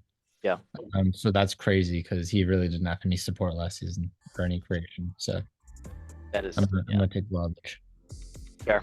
Yeah, I'm gonna say I really want him to do well. I'm going to say Kostic because as much as he didn't do as well with the past couple of seasons, he was such a great player when I was watching him in Frankfurt, and I don't know if he's gonna start though. I know. I know. I just checked the recent lineups and it doesn't look like he's starting. But I love Kostic. Yeah, I can only, but yeah, I can definitely see Vlahovic will too. Okay, well that was They lost to Russia 4-0 in March. that is tough. That is very tough. Is Russia in this tournament or are they not allowed? I don't think they're allowed. Yikes, okay, JK. Alright, so now moving on to last but not least, the team that makes it come home. It is England, which is playing Serbia first, Denmark second, and Slovenia third. This is kind of a decent, simple group, I'd say, for them. Goalkeepers are Dean Henderson from Crystal Palace, Jordan Pickford from Everton, and Aaron Ramsdale from Arsenal. Defenders are Lewis Dunk from Brighton for Albion, Joe Gomez from Liverpool, Mark Gahey from Crystal Palace, Erzi Konsa from Aston Villa, Luke Shaw from Manchester United, John Stones from Manchester City, Kieran Trippier from Newcastle, and Kyle Walker from Manchester City. Midfielders are Trent Alexander-Arnold from Liverpool, Conor Gallagher from Chelsea, Kobe Mainu from Manchester United, Declan Rice from Arsenal, and Arben Watson from Crystal Palace. Forwards are Jude Bellingham from Real Madrid, Gerard Polondor Bowen from West Ham United, Ebriche Eze from Crystal Palace, Phil Foden from Manchester City, Anthony Gordon from Newcastle United, and Harry Kane from Bayern Munich, Cole Palmer from Chelsea, Bukayo Saka from Arsenal, Ivan Toney from Brentford, and Ollie Watkins from Aston Villa. Wow, that's a lot of forwards actually. Wow. I didn't know who to pick. Okay, Paulinho, who is your star starter for this England team? There's a lot of names and faces here. A lot of big breasts. Well, they always have like 3 10s behind a striker. Slash wingers, but they kind of play as 10s. Depending on who it is. Actually, out of all of those, I've been most impressed with Eze. But I'm still gonna take Kane. Kane's the obvious one. That is spicy. Yeah, I think Kane was gonna definitely do an impact, as he does in almost every tournament. Yep. I want to say Ebriche Eze because he was so freaking good, but then again, I doubt he'll actually start. Eze. Oh, Eze? Yeah. Yeah. I don't know if he'll get a start. That's the Yeah, no. thing. Phil Foden though. Phil Foden. Yeah. Yeah. Apparently hasn't been that great for England though. No. I don't think he was that good against Iceland. So- Cole Palmer scored. That's pretty cool. Yay. Well, no one scored against Iceland. Yep. Iceland is the goat. They're No. not even in this tournament. Yeah, and that was actually that looks like what their starting lineup would be, or what I'd assume for it to be. So Oof. besides the wingers, I guess they'd probably have what they put on the right. Maybe they put Foden on the right and then put like Saka on the left, or no, other way around. I don't know. It'll be tough. They just need to talk to the Iceland coach to get some tips and tricks. Oh well, Maybe that was. I think it's their bogey team, you know. Oh, never know. Gotta trick them. All right, on to Group D, which is indeed Poland, Netherlands, Austria, and France. So, interesting team. Poland is playing Netherlands first, Austria second, and France third. The goalkeepers are Wojciech Szczesny from Juventus, Ishan Bulka from Nice, and Lukasz Skorporski from Bologna. Defenders are Jan Bednarek from Southampton, Bartosz Brienski from Empoli, Paweł Davidkic from Helza Verona, Jakub Kivior from Arsenal. Kivior, I think Kivior, yeah, from Arsenal. Timizes Ujkes from Kastrian, Bartosz Salom from Lech Poznan, and Sebastian Milokovic from Empoli. Midfielders are Bizmil Frakowski from Lens, Kamil Groskicki from Ojun Szczecin, Jakub Moldau from Brighton Hove Albion, Jakub Petrovski from Ludogorets Zagreb, Taras Ramusik from Gabriani Brishok, and Bartosz Perez from Atalanta United FC in MLS, Damian Szmaski from AEK Athens, Sebastian Spensky from Fenerbahce, Mikhail Skros from Club Brugge, Kasper Ubranski from Bologna, Nicolo Dolensky from AS Roma, Piotr Zelinsky from Napoli. No, forwards are Adam Buska from Arsenal, Robert Lewandowski, from Barcelona, Christoph Piatek from Istanbul, Basniker, and Karel Korderski from Helza Verona. I mean, Paulinho, we already know. Who do you think is your star starter for this Polish team? Give me Lewandowski. Robert Lewandowski. Fair enough. So yeah, that was honestly my thing as well too. I mean, I could say Szczesny because he was decent, but I mean, I don't think he's been a little bit underwhelming at other international tournaments, but I mean, he's always top of goal scoring and qualifying. So eventually, it's got to happen, you know. Yep, good to see it. Hopefully. All right. Well, that was indeed the Polish team. We can now go on to the Netherlands team, which is indeed playing Poland first, France second, and Austria third. Goalkeepers are Justin Bijlov from Feyenoord Rotterdam, Marek Dekken from Brentford, Bart Verbruggen from Brighton Hove Albion. Defenders are Nathan Ake from Manchester City, Deli Blind from Girona, Virgil van Dijk from Liverpool, Denzel Dumfries from Inter Milano, Jermaine Frimpong from Bayern Leverkusen, Lucial Itrindunya from Feyenoord Rotterdam, Matthias de Ligt from Bayern Munich, Nicky van der Ven from Tottenham Hotspur, and Steven de Vrij from Inter Milano. Midfielders are Ryan Gravenbach from Liverpool, Frankie de Jong from Barcelona, Ian Koopmeiners from Atalanta, Tejan Reniers from AC Milano, Leander Schoton from PSV Eindhoven, Javi Simons from Leipzig, Joey Vermin from PSV Eindhoven, and Jorginho Wijnaldum from Al Ettifaq. And forwards accent.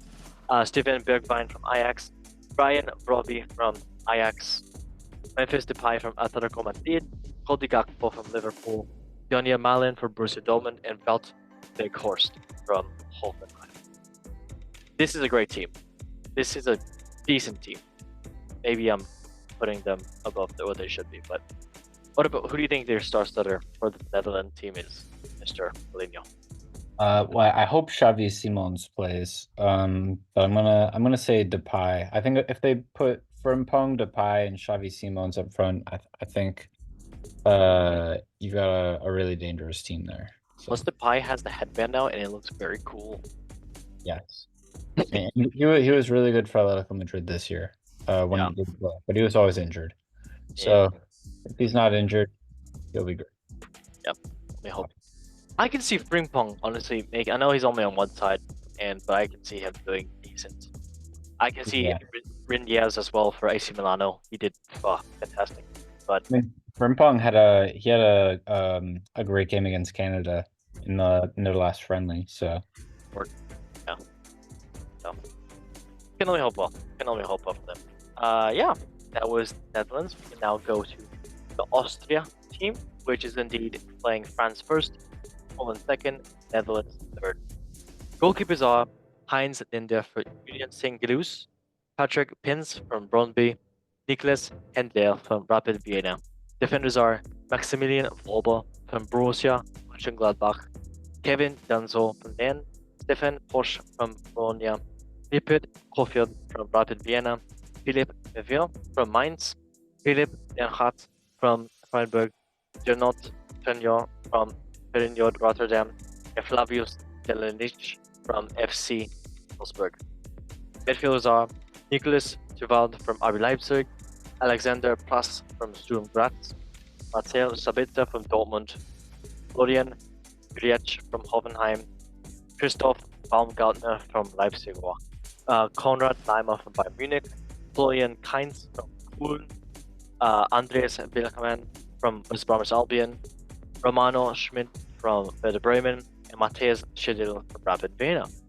Forwards are Mirko Arnautovic from Inter Milano, Patrick Weimer from Wolfsburg, Marco Kuhl from Rapid Vienna, Mikhail Grimonic from Freiburg, Gregoric from Freiburg, Maximilian Anthrop from Heidelberg.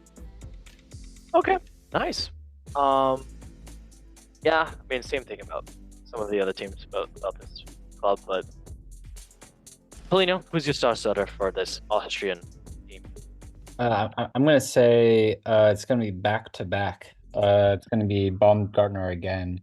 Okay. I mean, he had a he didn't really play that much for Leipzig, but it's understandable. Like they play with like 2 10s, and both their 10s were like Xavi Simons and Danny Olmo, and they're both like crazy good. So he's not going to get in over either of them, but he got a decent amount of minutes, and he was productive in the minutes he got. So, that is my prediction. Yeah, fair enough. I really want to see Arnautovic do good. I know he hasn't played as good for International, but I thought before like the Atletico Madrid game, I thought he was pretty good before that. yeah, I have hope. I have hope in your prediction. can only hope though. Okay, so now going on to last but not least, the favorites to win the tournament, which is indeed France, who's playing Austria first, Netherlands second, and Poland third. Okay, wait for this lineup. Goalkeepers: Alphonse Areola from West Ham United, Michael Majan from AC Milano, and Brice Samba from Lens. Defenders are Jonathan Klaus from Marseille, Ibrahima Konaté from Liverpool, William Saliba from Arsenal, Jules Koundé from Barcelona, Theo Hernandez from AC Milano, Ferland Mendy from Real Madrid, Benjamin Pavard from Inter Milano, Dayet Ikeman, I can never say his name, Upamecano from Bayern Munich. Midfielders are Golo Kante from Al Ittihad, Eduard Camavinga from Real Madrid, Adrian Rabiot from Juventus, Antoine Griezmann. Did I hear hell yeah? Athletic Madrid. Yeah, big one. Ariane Tchouameni, good job. Ariane Tchouameni from Real Madrid, Varane Zaire Emery from Paris Saint-Germain, and Youssef Fofana from AC Monaco. Forwards are Kylian Mbappe from Paris Saint-Germain, actually now Real Madrid. Who is that guy? Never know. Bradley Barcola from Paris Saint-Germain, Ousmane Dembele from Paris Saint-Germain, Kingsley Coman from Bayern Munich, Marcus Thuram from Inter Milano, Brando Koulibaly from Paris Saint-Germain, and Olivier Giroud from AC Milano. Okay, well, who is your star setter for the France team, Mr. Polino? I'm gonna say Griezmann, but I've got a cool Yeah. stat. Put whatever the over under is for Baumgartner's goals for Austria in the tournament. Put over, because he scored in each of the last 5 games for Austria, and those 5 games have been against Germany, Slovakia, Austria, Turkey, Serbia, and Switzerland. So Oh, wow. all opponents that are like pretty similar level. Who they're playing. Okay, fair. So aside from France. So are you saying for France, you're gonna say Griezmann? This is not financial advice, but bet on Baumgartner to score more than whatever they're giving out right now. Fair. With Okay. the over. I believe you. I believe you, mate. All the betting people are gonna be like, hell yeah. Yeah, but so you're saying Griezmann? Yeah. Okay, fair.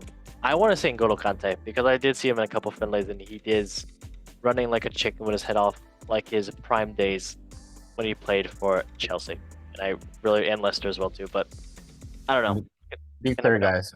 We know Mbappe is the best player in France. a little bit, just a little bit. Yeah, that I mean that's kind of obvious, but yeah. So okay, that France squad, and I wish they had Olise. I wish they had Gusto from Chelsea and Olise from Crystal Palace, but 80 what 80s. All right. I think that yeah, if they I think what they kind of did today for some of the game, they weren't really looking for certain players. Like they always look for Mbappe, but sometimes when they don't look for Griezmann as much in the attack, like I think he's a good attack organizer. So trying to get him on the ball as much as they can would be good for them. But he gets shut out of the game by the other team or his own team. He's been like a big part of them not getting results in recent games, in my opinion. So It's fair. Yep, it's very true too. So, okay, can only hope. I mean, his friends, they are stacked. All right, on to Group D, which is indeed Belgium, Slovakia, Romania, and Ukraine. So the first team we will talk about is Belgique, Belgium, who's playing Slovakia first, Romania second, and Ukraine third. Goalkeepers are Kohn Castillos from Wolfsburg, Thomas Kaminsky from Town, and Mike Sales from Nottingham Forest. Defenders are Timothy Castagne from Fulham, Maxen de Krupe from Club Brugge, Dino de Bast from Anderlecht, Veldface from Leicester City, Thomas Minia from Trabzonspor, Jan Vertonghen from Anderlecht, Arthur Tiati, from Stade Rennes, Axel Witsel from Atletico Madrid. Wow. Midfielders are Yannick Carrasco from El Shabab, Kevin De Bruyne from Manchester City, Oriol Mangala from Lyon Mangala, and Armando Onana from Everton, Yuri Tielemans from Aston Villa, Arthur Vermeeren from Atletico Madrid, Aster Ranik from Wolfsburg. Forwards are Johan Bakayoko from PSV Eindhoven, Charles De Ketelaere from Atalanta, Jeremy Doku from Manchester City, Romelu Lukaku from AC Roma, Toby Dekobikio from Sevilla, Luis Openda from RB Leipzig, and Leandro Trossard from Arsenal. A decent team. They have been doing decent in friendlies, but Mr. Polino, who is your star setter for this Belgium team? I mean, I think De Bruyne's the clear one here, but I hope they play Openda and Lukaku potentially up top. I mean, now Openda has like a name for being like a misser of big chances after the Real Madrid tie with Leipzig. Yeah. But he's been lethal like the last 2 years, both for Leipzig and for Lons. So I hope he puts that reputation away this tournament. But I don't think he's not going to start over Lukaku, so I hope he starts next to him. Yeah, I agree as well too. I mean, hey, there are some Atletico Madrid players here, Axel Witsel, and also Arthur Vermeeren. Vermeeren had a very good game in the last friendly, so I hope. Okay, fair enough. I think it was the friendly before last. I want to say for me, Leandro Trossard, I believe he'll do very good for us for Belgium, and also Doku on the wing. Lukaku, man, just in tournaments comes short of it, but only. I don't know. I think it's got to happen for him too, though. Like, has to happen at some point, you know. I don't know. I can only hope the Belgian team actually does decent and matches their rating. What's on is on FIFA for a reason. Okay. Yeah, I hope one of their strikers at least does it this tournament. Yeah, okay, moving on to now Slovakia, which is indeed playing Belgium first, Ukraine second, and Romania third. Goalkeepers are Martin Dubravka from Newcastle United, Marik Rodak from Fulham, Heinrich Ravas from New England Revolution in Milan. Defenders are Peter Pekarik from Hertha Berlin, Alain Skriniar from PSG Saint-Germain, Norbert Guillaume from Salernitana, David Hanko from Feyenoord Rotterdam, Dennis Dervo from FC Copenhagen, Renan De Marco from Hatta, Adem Obert from Cagliari, Sebastian Kosa from Spartak. Midfielders are Joshua Kruka from Slovan Bratislava, Odrin Duda from Helza Verona, Patrik Zivjonsky from Racing Genk, Steven Lobatka from Napoli, Matas Bero from Bochum, Dajlo Benes from Hamburg, and Tomasz Rigo from Banik. Rigo. Yes, Rigo. Ostrava. He's in the You tournament. didn't tell us. I know, right, man? It's okay. Forwards are Robert Bezonik from Volvoska, Lukasz Alarsim from Sparta Praga, Tomasz Suzlo from Heza Verona, Ivan Sharnez from Slavia Praha, David Savek from Slavia Brestava, David Duris from Ascoli, Lovomir Kupka from Lebrich, and Leo Shore from Feyenoord Rotterdam. Okay. Yeah, Polina, who is your star setter for this team, if it isn't obvious already? Is it? Go ahead with yours first. Who? I said go ahead with yours first. I want to see. Oh, you want to hear mine first? Okay. I really want to say Duda. I really like Duda. I Okay. also really want to see. I mean, Skriniar, obviously. Skriniar, my bad. But yeah, I mean, Albert too. I mean, really, but I don't. Dubravka as well. We can say him because big league keeper for Newcastle United. But okay, but yeah, go ahead. I'll let you talk. So I like Lobotka. He's a really good game organizer, but Mhm. I don't think he'll get a lot of a chance to do that in a very non-dominant team. Yep. He's a really good ball circulator, so I don't think he'll be the most defensive midfielder in the team. Fair. Who was I thinking? Laszlo Benes. I used to really like that guy, and I think he's gonna come good. He's been playing for Hamburg. I don't know if I think it's next to Ludovic Rice, and he's been really good at Hamburg too. So I've been impressed with Laszlo Benes when I've watched Okay. him play in the second division. Fair. Wow. Okay. Yeah. Nice. Okay. Going on to now Romania, which is indeed who are they playing first? They are playing Ukraine first, Belgium second, and Slovakia third. Goalkeepers. I should definitely not butcher these names. Florin Nita from Gastep, Horatio Moldovan from Atletico Madrid. Hey. He's gonna start. Huh? He starts. Oh yeah, obviously. That's a big obvious. Yeah. Stefan Taranovo from Steaua Bucharest. Defenders are Nicușor Banco from Universitat Craiova, Andrei Burca from Al Ohteld, Oniot Necuru from Palmero, Adrian Rus from Pafos, Adrian Ratau from Real Vallecano, Radu Dragozin from Tottenham Hotspurs, Ise Mogosh from Cluj-Napoca, and Bogdan Rakovan from Rakal Shezwawa.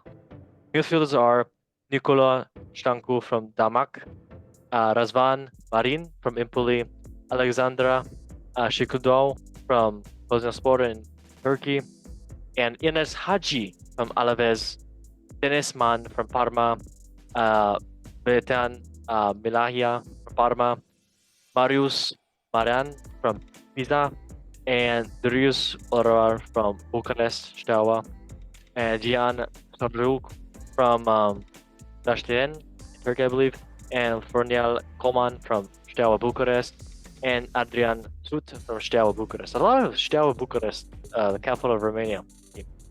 The forwards are George Pushkas, which is kind of funny, from Bari, Denis Alabek from Utriar, Denis Drugash from Gaziantep, and Daniel Birgavia from Cluj-Napoca. I mean, they did decent in their friendlies. That's all I really gotta say. It's a great thing for them that they made this tournament. That's really all I gotta say. So, I'll go first, I guess. Got hope in your nation, right? Yeah. They only lost 3-2 to Colombia. Well, another team lost 5-1. Yeah, we know. Honestly, for me, I mean, it's say the big names, Moldovan. We got Dragosin. I know Agozin, Haji. You know, his dad did good, so hopefully he'll do good. Everybody else is from either from the Russian league or from the Italian team or from Steaua Bucharest. I think half of them are from Steaua Bucharest, but yeah, let me hope. What about you, mate? Who do you think's gonna be your star setter? Well, I watched I used to be a big fan of Giannis Haji, but I think as the season's gone on, he's become a little bit, I wouldn't call it impatient. It's more like he hasn't been starting, so he's trying very hard to create big moments and kind of at the expense of passing to his teammates. So I think if his head's screwed on right, then he can be good this tournament. Okay. Dragosin's obviously their best player, but usually when teams are defending low for a lot of the tournament, the defensive midfielders and the goalkeepers usually get most of the praise. So I'm gonna go with Moldovan. Okay. Yeah, fair. Okay, on to the next club, which is indeed Ukraine. And yes, Ukraine playing Romania first, Slovakia second, Belgium third. Goalkeepers are Andrei Lunin from Real Madrid, great player, Antonelli Tribin from Benfica, and Georgi Bushkan from Dynamo Kiev. Defenders are Yukrim Ponoplia from Shakhtar Donetsk, Vare from Bondar from Shakhtar Donetsk, Bakaloyo Mitovenko from Shakhtar Donetsk, Alexander Timic from Dynamo Kiev, Vitili Melyanko from Everton, Baskem Telovir from Lask Linz, Ilya Zabrenny from AFC Bournemouth, Alexander Spako from Japor, and Bogdan, oh my god, Mikalichenko from Presleo Zektro. Midfielders are Taras Spivenko from Shakhtar Donetsk, Alexander Zubkov from Shakhtar Donetsk, Kirill Sudakov from Shakhtar Donetsk, Arya Yarmolenko from Dynamo Kiev, Volodymyr Brosko from Dynamo Kiev, Berkio Shvanko from Dynamo Kiev, Tirnier Shvanko from Vesterlo, Ruslan Bilyankiev from Genoa, Milion Ili from Genoa, Mikhailo Mudryk from Chelsea, Viktor Jemakov from Girona, Alexander Zinchenko from Arsenal. Forwards are Artem Domovic from Girona, Roman Yarvinchuk from Valencia, and Vladislav Banats from Dynamo Kiev. Oh. Okay, Mr. Polino, I'll let you go first. Who do you think is your star setter for Ukraine? The obvious star is Artem Dovbyk or Yep. Dovbyk. Yep. He got the Pichichi and La Liga top scorer, so he's obviously going to be great. But the player that I think is going to surprise a lot of people that doesn't get a lot of praise for how good he's been this season, and last season actually too, is Viktor Sigenkov. He's a right winger. He's a really, really good creative player. He can play attacking midfielder or on the right. He loves to cut in with his left foot and either create or score. So he's a really exciting, really effective player, and I think a lot of people are gonna really enjoy seeing him. Fair. I mean, that was my person. Jovic from Girona, obviously. Could say Mikhailo Mudryk because he is very clary and He's talented. fun to but watch. yeah, it's very fun to watch. So, but you never know. You never know. But yeah, Ukraine, decent. So Yeah. Well, on to the last group, which is indeed Turkey, Georgia, Portugal, and Czech Republic for Group F. First team we're going to talk about is indeed Turkey, and the team for Turkey is indeed playing Georgia first, Portugal second, and Czech Republic third. Goalkeepers are Atlia Binduvir from Manchester United, Mert Gunok from Besiktas, Urgakan Kakia from Trabzonspor, Turkey. Defenders are Mert Buludur from Fenerbahce, Ferdi Tegloglu from Fenerbahce, Deki Selik from ETSE Roma, Adar Karim Bardaki from Galatasaray, Atmekan Kaplan from Ajum, and Mere Demirel from Ali, Demet Akdian from Olympiacos, and Kan Ayhan from Galatasaray. The midfielders are Hakan Çalhanoğlu from Inter Milano, Ismail Koshik from Fenerbahce, Okay Yakulusu from West Bromwich Albion, Orkun Toklu from Benfica, Talis Orskan from Borussia Dortmund, and Ada Gula from Real Madrid. Forwards are Ifin Khan Tafshir from Fenerbahce, Yunus Algun from Leicester City, Kenan Yildiz from Juventus. Yildiz, yes. From Juventus, Kenan Arshuglu from Galatasaray, Beres Alper Yilmaz from Galatasaray, Ertug Özgür Yildirim from Shakhtar, Sinek Musun from Besiktas, Timik Kiryoskoy from Besiktas, and Yusuf Akrisi from Yel. Okay, Mr. Polino, what about you? Who do you think is your star setter for this Turkey You team? pick one? Oh, you want me to pick first? Okay. Çalhanoğlu. Yeah. If he shows up, if he doesn't get angry, I can see him do decent. So, yeah, he's mine. I like that pick. I think Yildiz and Guler on the wings are going to be really good. Like Guler's been so good at the end of the season. I don't think he'll get as much space. Maybe I'll take Yildiz.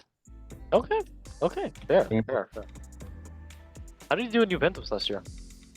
He had a crazy year. He had a breakout year, pretty much. Oh, Pretty similar to Guler's, actually, I'd probably say. Although he broke out a little earlier in the year than Guler did, but Yeah. He's a little bit more of like a. I see him a little bit more as like a dribble pass player with like speed and like cut inside kind of guy, whereas like Arda Guler's more like I don't know how you describe it, like almost like an attacking midfielder playing out wide kind of Yeah. player versus like Yildiz being like almost like a typical winger / like second striker kind of player. Yeah. That's how to describe it. I mean, you can only hope for this Turkey team. It's I could see it possibly. But it's gonna I mean, be I don't know, it's hard to trust him after last time, man. yeah. Just it.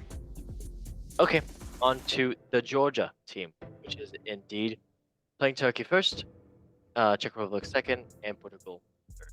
Goalkeepers are Georgi Loria from Dinamo Sevilla, Giorgio Mamardarashvili from Valencia, Luka Bukshavelvi from Karlsruhe.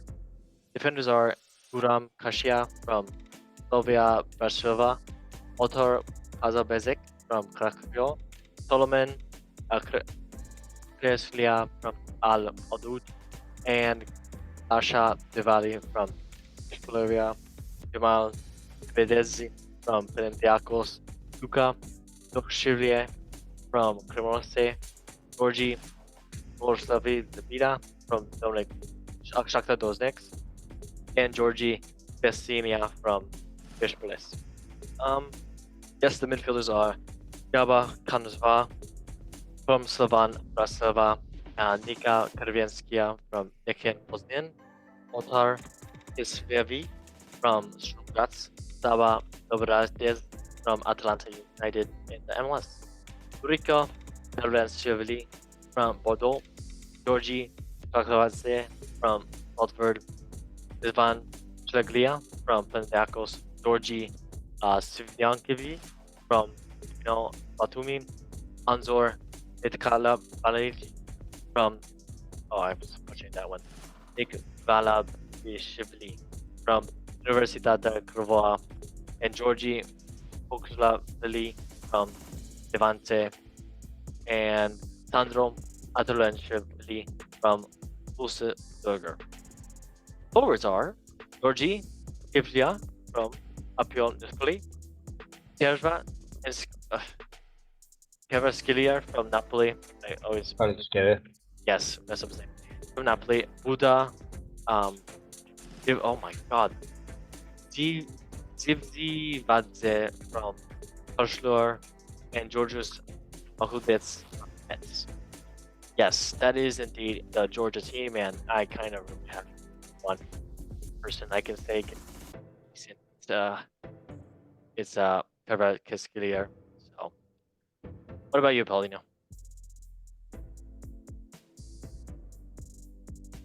Any?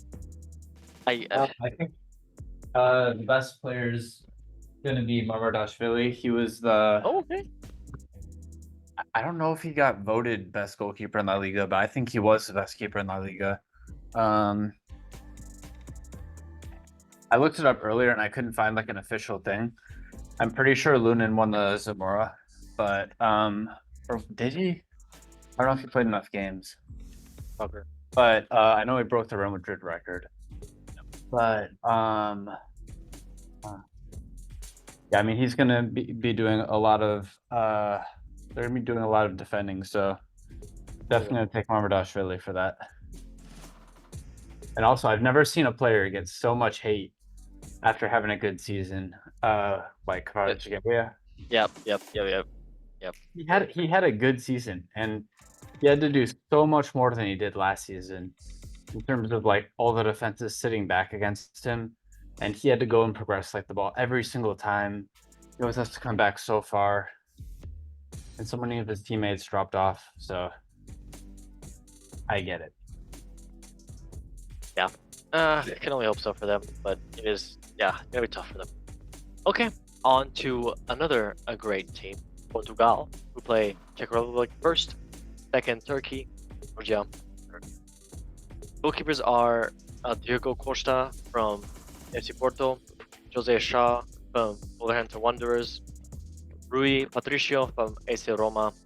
Defenders are Antonio Silva from Benfica, Daniel Pareja from Paris Saint-Germain, Diego Dalot from Manchester United, Gonçalo Inosha from Sporting in Lisbon, João Cancelo from Barcelona, Nelson Semedo from Wolverhampton Wanderers, Bruno Mensch from Paris Saint-Germain, Pepe from FC Porto, Ruben Dias from Manchester City. Midfielders are Bruno Fernandes from Manchester United, João Neves from Benfica, João Paulinho from Fulham, Otavio from Al Nassr, Ruben Neves from Al Hilal, Vitinha, Paris Saint-Germain.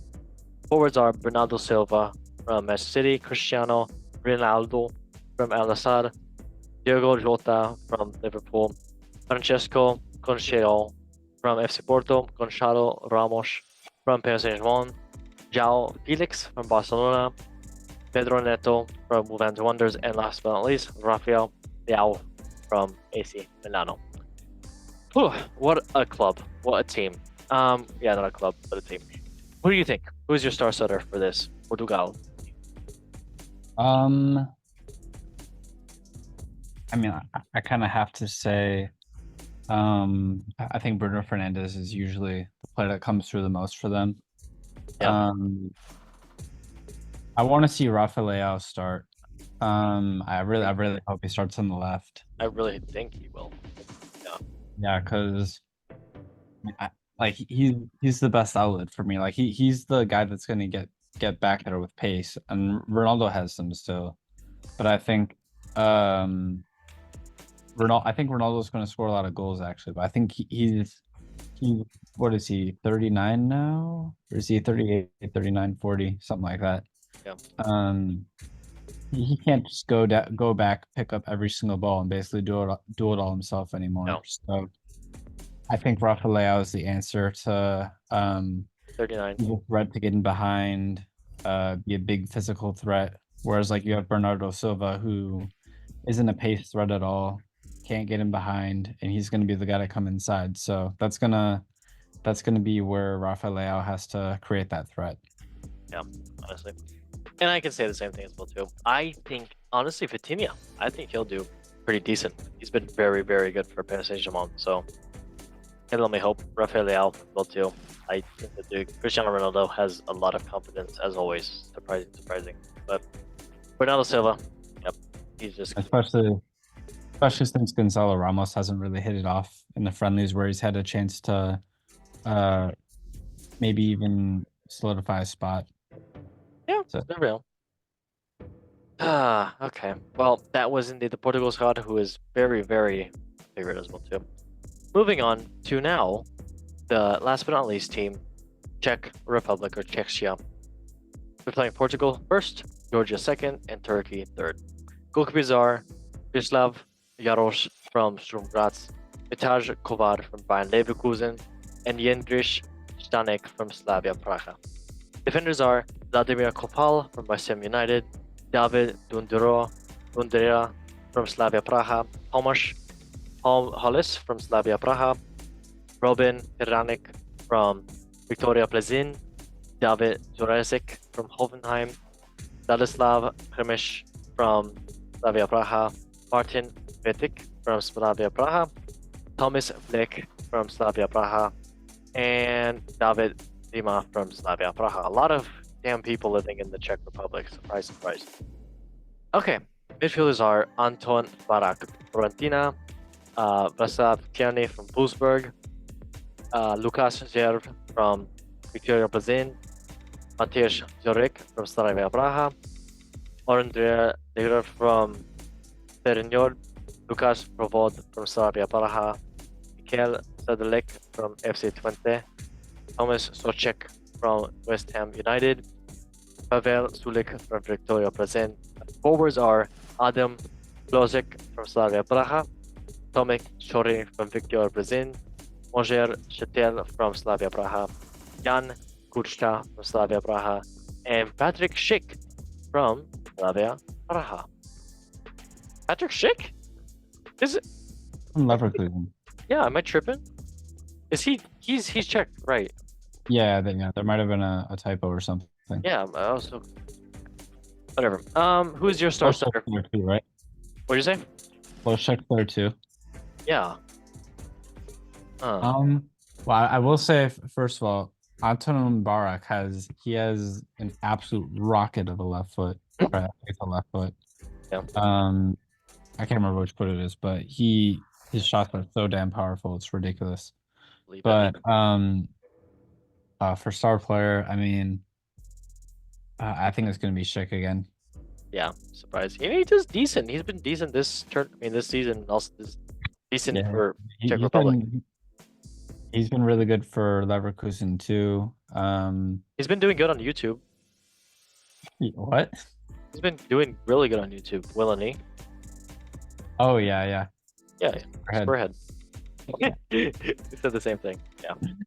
Yeah, he does have a square head. Now that I think of it, I think they're really gonna need to have Hlošek have a really good tournament, in behind him with Barak. So I hope that happens. But yeah, I'm gonna go Patrick Schick. Okay, fair enough. Like that. Well, that is indeed Group F, and okay, we can go again with the groups and say it. So we already said Group A. I said that I believe Germany will be first. I believe Switzerland will be second. Third, Hungary. Then Scotland. You said that Germany's first, right? Yeah. Hungary, I said Germany, then Hungary. then Switzerland, then Scotland. All right. Group B. Ooh, Spain, Croatia, Italy. Ah, that is tough one, honestly. That is it. Oh, wow, wow, wow. Oh wow. Ah, this is wow, wow, wow. I don't have the button. I do have the button. Oh, screen. God, this is hard. I'm going to say Italy, Croatia, Spain, Albania. Sorry, Spain. Okay. What about you, mate? What are you saying? I mean, I think Italy and Spain are gonna draw. I think I just don't think Croatia's. I think they've kind of aged a little bit too much in certain areas. Modric hasn't. He's been playing a decent amount of minutes, but he hasn't been playing as much as he has in past seasons. I really don't like that Italy left Locatelli home, but I'm gonna take Spain, then Italy, probably on like goal difference or something like that, and then I'll take Croatia and Albania. Yeah, fair enough. Fair enough. Okay, nice. Okay, Group C: Slovenia, Denmark, Serbia, England. Man, England first. Then I'm Denmark. Oh, England first. I'm going to put Slovenia second, Denmark, then Serbia. What about you, mate? You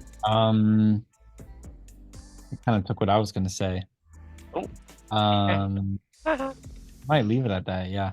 Okay, fair I enough. like Fair that enough. move. Nice. Okay, Group D: Poland, Netherlands, Austria, France.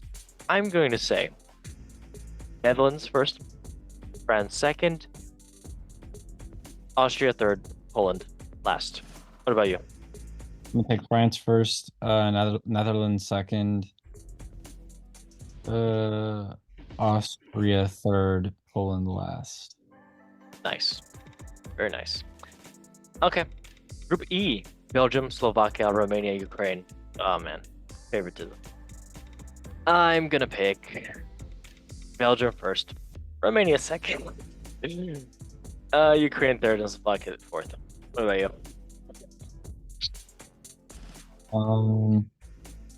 Yeah, I'll take Belgium first, Belgium first, Ukraine second. So I'm having second thoughts now. Yeah, I'll still take Ukraine second. I was thinking about putting them first for a second. Then I'll take Slovakia, then Romania. Okay, fair enough. Yeah. Group F: Turkey, Georgia, Portugal, Czechia, Czech Republic. I'm going to say Group F for Group F. Portugal first.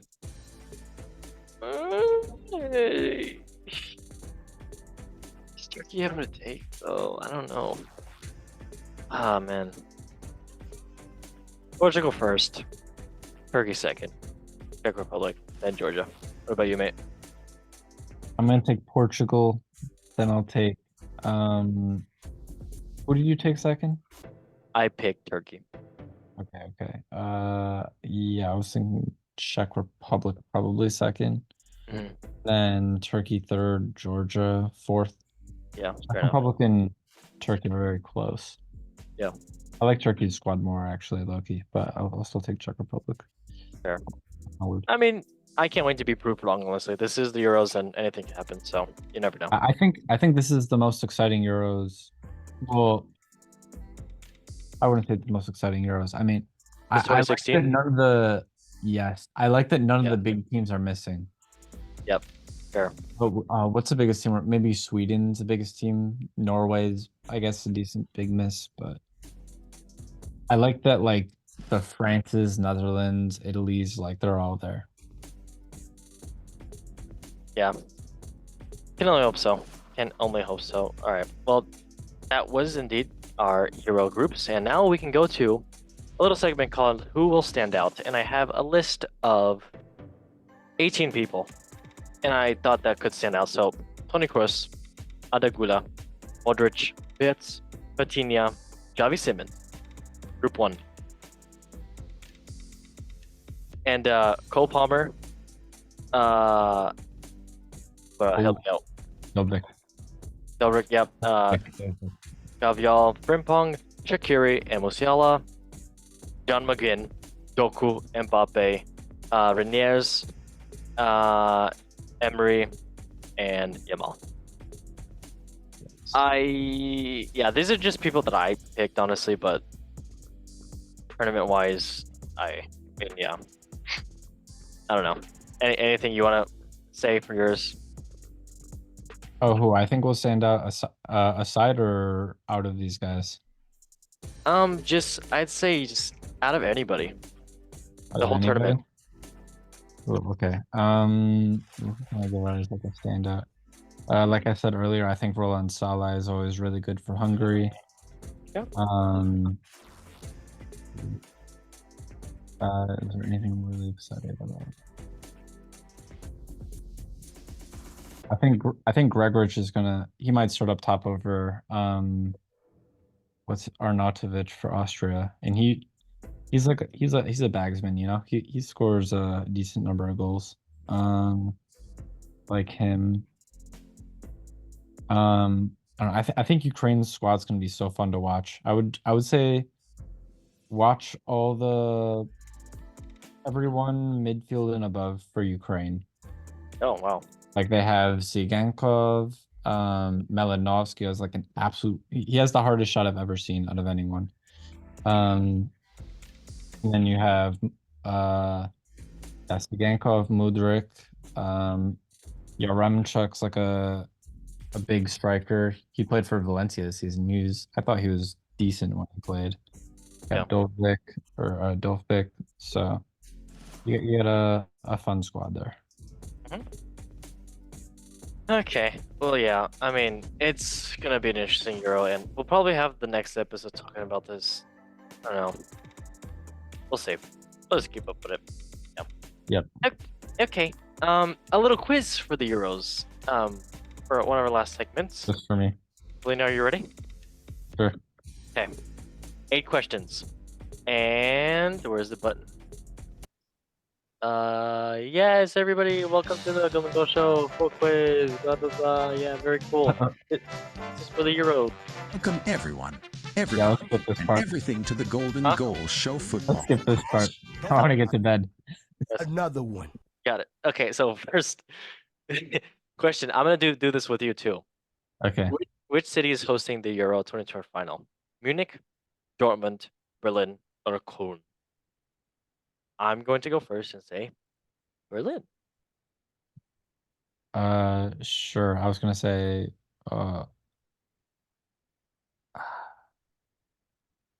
I'll say Munich, whatever. Okay. Berlin. Correct answer is indeed Berlin. Final taking 70,000 seater in the Olympic Stadion on Sunday, July 14th. Wow. Wow. Next question. What is the name of the official 2020 Euro 2024 mascot? Is it Friedrich, Wilhelm, Jürgen, or Albert? Oh, that's so funny. I'm gonna go ahead and for the shits and giggles say Jürgen. I'm gonna, for the shits and giggles, say Wilhelm. Okay. Imagine Wilhelm. Yeah, It he is left the Republic old. to host. Yeah, Or I know. to be a mascot. He's a teddy bear. No, the correct answer is an Albert. So 1-0 for me still. Next question. Which of these countries has never won the Euros? Is it England, Denmark, Portugal, Greece? We can say it together. 3, 2. Wait. No? Oh yeah. 3, 2, 1. England. Oh. I said Denmark. They won it in 88. Or Okay, 90. I got that wrong. So yeah, you win. Honestly, good job. 88. Yeah. Damn, I expect too much from England. That's my bad. 1-1. Question number 4. All Who's that the- talk, and they've won one World Cup and no Euros. It's We're only one behind them. okay. Who is the all-time top goal scorer at the Euros? Is it Kylian Mbappe, Harry Kane, Cristiano Ronaldo, or Robert Lewandowski? 3. We'll say it 3, 2, 1. Ready? 3, 2, 1. Cristiano Ronaldo.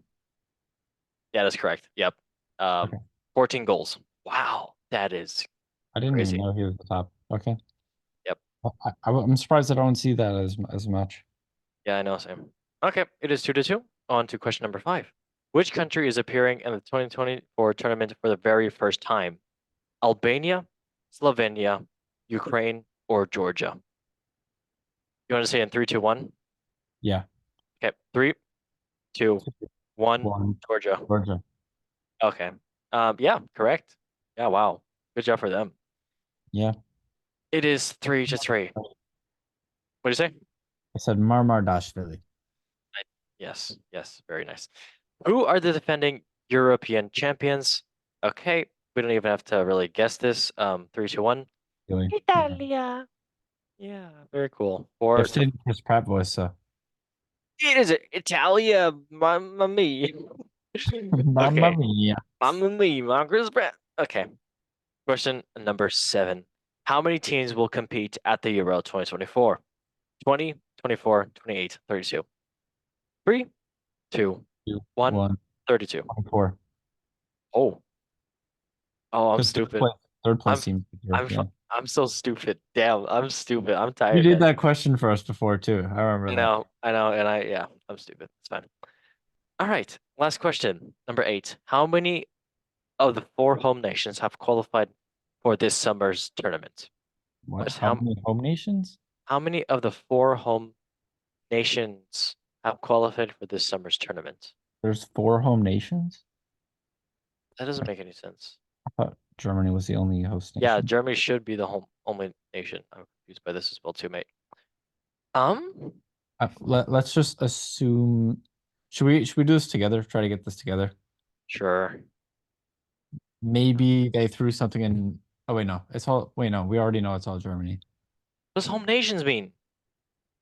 I don't know what that means. I was thinking like, what if they threw something in like Switzerland or Italy? But I remember they released all the list of the stadiums. They were all Germany. I'm so confused. Yeah, 4 home nations have qualified for this summer's tournament. Are they asking what they are? No, they're just saying how many of the 4 home nations have qualified for this summer's tournament? Oh, what are the options? 1, 2, 3, 4. 1. Yeah, I guess so. Yeah, 1. What the?